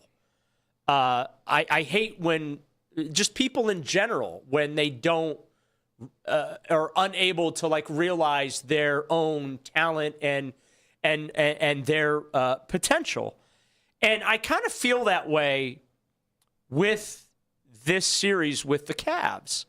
And I think that's why I've been so harsh and I've been so critical and I've been so angry about how this series has unfolded. And I'm sure a lot of folks over at the Cavs disagree with a lot of what I've had to say in recent days. And that's fine. I think they should take it as a compliment that I think that highly of the team that they put together. And my belief in what that potential could be. But I really am nervous, and Ethan went into it and we've talked about it this morning as well. This Eastern Conference is going to be a little different next year. Going to be a little stronger than it was this year. And I worry because I never fall into, well, there's always next year. I know fans do that. We do that here in Cleveland a lot. That's kind of some of our coping mechanism a little bit. Oh, get them. The Browns a couple years ago, right in 2020, they lose to the Chiefs there in the divisional round. Well, they're going to be back next year, right? And then it took 2 years for the Browns to get back in the playoffs, and they lose to the Texans. We're like, you know what? They're going to be back next year, and the Browns haven't been back to the playoffs since, and they've gone through a couple of seasons where they won 8 combined games over the last 2 years here, right? The Guardians, we do that with them. And part of that, I think, is just because of the reality of they can't afford the big boppers and the big free agency spending and the splashes and things like that. And so they make do with what they have. And I respect that they make do with what they have because I think they do a pretty damn good job doing it, all things considered, in putting a competitive product on the field. But I used to be that guy. I used to be like, you know what? It's fine. Going to be back next year. As I've gotten older, and maybe it's an age thing for me, I don't know. And if it is, I have no problem acknowledging that. But like as I get older, like I'm less and less in there's always tomorrow. There's always next year. I even like myself personally, I'm at a point in my life where I'm about living for today. I'm about in the moment. And I am trying to, and in some respects, in my personal life, I come up short in this area, but it is an area in which I have tried to improve as a man, and that is appreciating and relishing the present. And so that's why with this Cavs team and where they're at, and Evan Mobley and Jared Allen and Donovan Mitchell, and they brought James Harden in. I was so excited about that trade. And now that I watched James Harden, I'm sitting here saying, yeah, I'm good after next year. Like, keep his contract the same. Let's not extend him. He looks like he's closer to retirement than he is the all-NBA player he used to be, right? We've seen glimpses of brilliance from this group, and we've seen frustration, moments of frustration. So I think that's why I have been so hard on the Cavs in this series, because I kind of feel like, they've disappointed me. And because you disappointed me, you're going to hear about it. Well, I'll say this. That's why you can't take the idea that they can't win the series. Now, obviously, it's an uphill battle. It's 0-163. I get that. But what you just said is exactly right. Be where your feet are. And your feet are, you're in the Eastern Conference Finals. So don't take it for granted. You never know what's going to happen, and you have to attack. Now, winning 4 in a row is going to be hard. But as I said earlier, win 1 tonight and then go from there. And I think you can't win 4 without starting with 1. So that would be, and that's exactly right, because you're not guaranteed to be back in the Eastern Conference Finals next year. So don't waste it. And obviously, if you get beat tonight, get beat with your best effort. Get beat with the maximizing, do the best you can. You can't always guarantee making shots, but you can guarantee your effort. You can guarantee your preparation to yesterday, this morning, all the things you do as an NBA team that you can control. And I agree with you. When you don't reach your potential, there's a level of frustration. But again, there's expectations. And I think it's a lot worse when you say, oh, it's okay, they've made it to the Eastern Conference Final, than it is to be disappointed because they are there. I agree. I'm on the same plan. That's why when I always think about, like, when somebody asks me, what is your record going to be? And I said it earlier, 1-0 is one of the biggest cliches in coach speak. That's one of the ones that I really agree with, because that's all you can kind of handle and control. That's all the Cavs can do. Everything that happened in game 1, 2, the 2 game 7s, all they can do is control tonight and try to come out and get a win and then move from there. But you're right. If you're not where your feet are, then you live in this, like, what if. You can't control anything that happened before. Figure out how to win tonight and then move forward. Well, we're going to have months and months of what if, right? We're going to have months and months of what if they didn't blow the 22-point lead in game 1. How does that change? I mean, Donovan Mitchell said it Saturday night.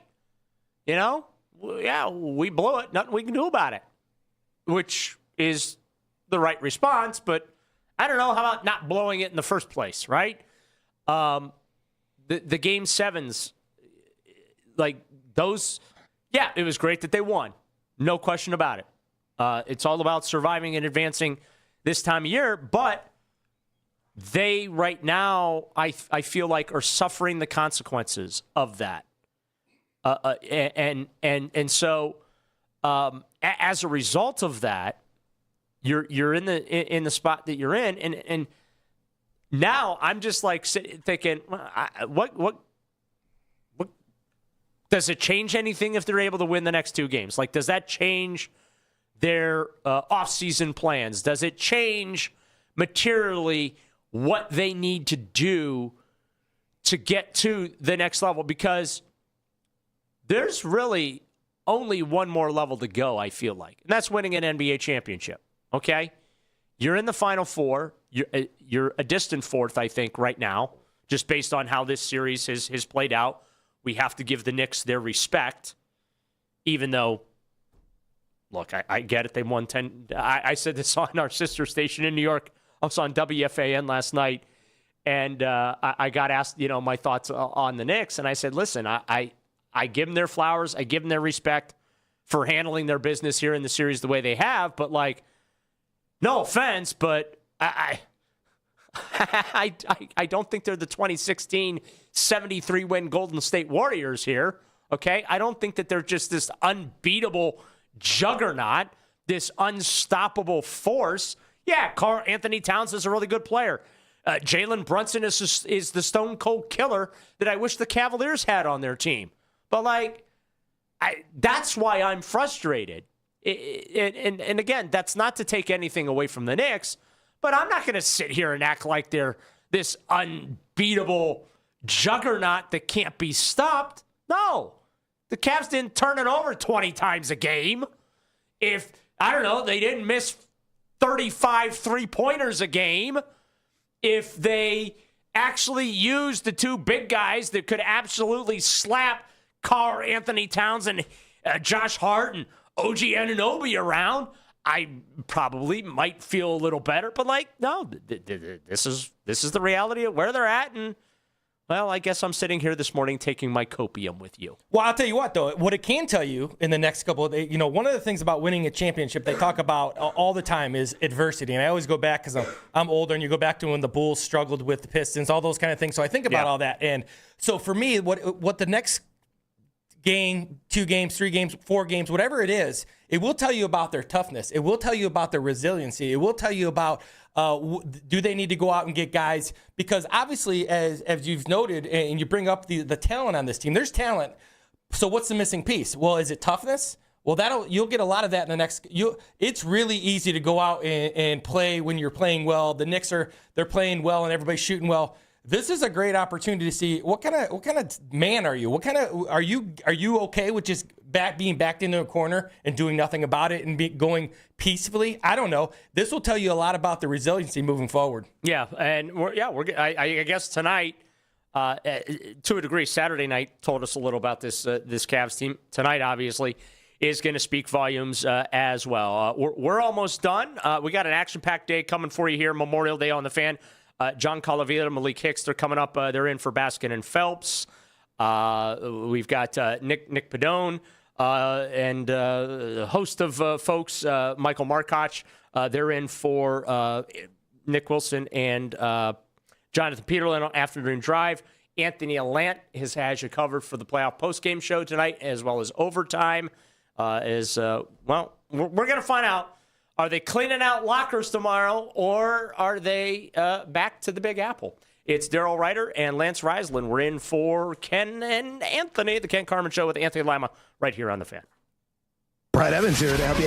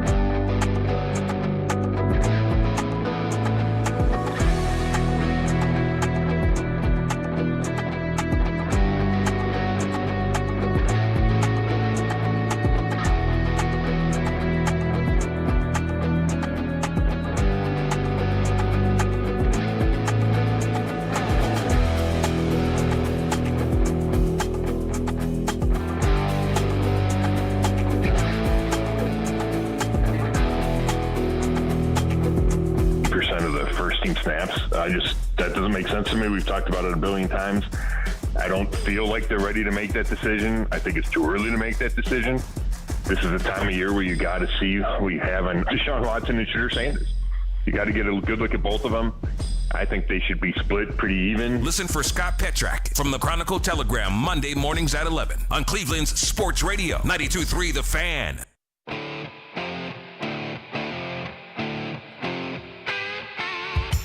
You can listen to The Fan anytime, anywhere on the free Odyssey app or by telling your smart speaker to play 92.3 The Fan. And now you can find 92.3 The Fan on YouTube, including the Ken Carman Show with Anthony Lima, 6 to 10 a.m. Baskin and Phelps, 10 a.m. to 2 p.m. And Afternoon Drive with Nick Wilson and Jonathan Peterlin, 2 to 7 p.m. live each and every weekday on the 92.3 The Fan YouTube channel. Subscribe to our channel for free. My favorite four-letter F word is free in capital letters. Watch all the best content from your favorite shows on The Fan, live and on demand now. Daryl Ruiter, Lance Reisland in for Ken and Anthony. The boys will be back tomorrow. Social media reactions powered by Scheibin Jewelers, Cleveland's premier jewelry store. This from J.B. Weiland on X to Lance and I. After they lose tonight, I need Right or Wrong fan to ask Atkinson if they analytically won or not. Has to happen. And so if you're wondering what he's referencing yesterday, after practice in Independence, or during practice during Independence, Kenny Atkinson had, he's looking for some positives, some reason, I guess, to believe that they have any chance of doing anything, not just tonight, but I guess for the rest of the series. Whether the rest of the series it just includes tonight, or if it's going to include Wednesday night, or if it's going to include Friday night as well. Like he's searching for positive things that they can hang their hat on. So to be fair to him, even though I've been making fun of him all morning for this, so he was talking about yesterday how analytically, from like an expected score standpoint, it's a 2-1 advantage for the Cavs. So if they lost tonight and they analytically win, do you think he'll say we're up 3-1? I don't know. It'll be something. I know what I'm going to say. You're analytically eliminated. Yeah, if you lose tonight. So I think you said it best. They are looking for, and that's what you got to do. And I understand that. And for me, my motivation would be, I remember vividly downstairs watching the Cavs go down 3-1 and thinking there's no way they're coming back against this Golden State 72-win team or 73-win team. So did I. When it was 3-1, I was like, well, I guess we're waiting until next year. So even though it's 0-163, I still think that's a better chance than that. And once again, what is your other option? Put your tail between your legs and go hide? I don't know. Go fight and see what happens. Well, you know what? To make history, you got to be there first, right? Yep. And until the final horn sounds and the scoreboard reads the Cavaliers with fewer points than the Knicks, they got a shot. Even if it's the old. So you're telling me there's a chance, even if it's like 0.0 time, 10 zeros and then a 1, right? Like. There's still a chance, slim as it may be. It might be as thin as a sheet of paper, but there is a chance. And that's where the Cavaliers are tonight as, they look to find some sort of a solution to Jalen Brunson, who's just been, I call him a stone cold killer. He is definitely a player that when the game is on the line, you want the basketball in his hands. And for as great as Donovan Mitchell is, and I don't know if Donovan's banged up or not. He's been going, I guess, the tough guy route, if you will, and I don't mean that disrespectfully, but he's been, when he's asked, he's like, I'm fine. There's nothing wrong with me whatsoever, okay? But I don't think Donovan Mitchell's 100%, and I think in the offseason we're going to find out maybe what has been bothering him the last couple of games, because there's been times where he just doesn't look like himself. James Harden just looks like he's old at times. And again, Jared Allen and Evan Mobley, I just felt like they should have feasted in this series. And all of the sudden, well, They are too busy chucking three-pointers. Well, I'll tell you what, the thing I'm with Ethan on this one. I thought Ethan brought a great point about who maybe gets a little bit of run tonight, and that would be Keon Ellis. He's a really high-intensity level kind of defender, and if you're throwing more bodies at Jalen Brunson, he might be the guy tonight. And that'll also tell you that maybe they're thinking, we can get to send this back to New York. Because, again, we've said it all morning, but this is not about the impossibility of winning 4 games. This is about the reality of winning 1 game and the reality of taking yourself into the offseason, even if you lose or whenever you lose, if you do, the kind of mental toughness you have. Because the one thing you've noticed about the playoffs is every game counts, every possession counts, all those kind of things. It's real. And for the Cavs to say they're going to take the next step, and if they are a distant fourth, that starts tonight, win or lose. And that sounds, I'm not looking for small victories, but to get the big victory, you can't say, woe is me. No one cares that you're 0-3. The Knicks are trying to get some rest. Go make it tough on them. That would be my thought. Figure out how to win tonight. Do everything you can. Play frantic. Play like it means something to you. Yeah, and I don't know what the deal with Saturday night was. And again, the national media has been very critical of the Cavaliers following Saturday night's game. You've had some folks say that the Cavs just flat out quit. You have had some folks say that the Cavs play like they don't care.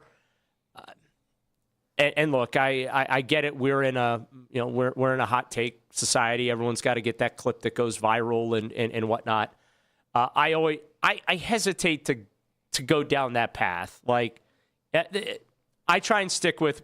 They've been sloppy. Okay, they've been their own worst enemy in this series. Kenny Atkinson has not been at his best in this series. I felt like he, as the head coach, has dropped the ball. I don't think, obviously, and again, we'll find out what the mitigating circumstance with Donovan Mitchell is, right? But he's supposed to be the centerpiece of this team. And, in some respects, kind of holding the Cavs hostage right now, right? With his contract situation. Well, I got to be honest with you. I don't know if Donovan Mitchell's earned that right, with all due respect to him. And as much as I love and respect him and appreciate him and how he has embraced being here in Cleveland and being a Cav and all that, like, I don't know that he's earned that right to hold this organization hostage. James Harden, the commitment that they're allegedly going to make to him this offseason for multiple years. I wouldn't do it. I think it's fiscally irresponsible to do it, but guess what? Ain't my money. I'm first in line to set billionaires' money on fire, okay? I'm all about spending their money. But when I look at the big picture here, I don't have answers. And I guess maybe that's why I'm so uncomfortable about the position that the Cavs are in, is because I don't have an idea or an answer in my head that I truly believe in will take this team to that final step. I don't know what it is. I don't think it's trading for Giannis, okay? I don't think trading Evan for Giannis solves the problem. I don't think signing LeBron James this offseason, while it'd be great story, all that, I don't know that 41, 42-year-old LeBron James solves the Cavs' problems. Can help, but I don't think it solves the problem. And that's where I'm struggling with right now, Lance, with where the Cavs are at. I don't know what the solution is. I don't know if firing Kenny Atkinson would solve the problem. It'd be easy for me to sit in this chair and be like, yeah, they ought to fire Kenny as soon as this series is over because he had a bad series. Look, we all have bad days, okay? And so I'm giving the respect and the grace there. He's not, in my view, I don't think he's been great this series. But I don't know if it rises to the level of firing him. And if you do fire him, well, then who do you replace him with that's going to be better, right? So there's just so many things with where they're at right now that I don't have a solution for them. Trust me, give me some time. I'll come up with one. If not, I'll make one up. But right now, I don't have a solution to fix or fill in the gap for the Cavs right now.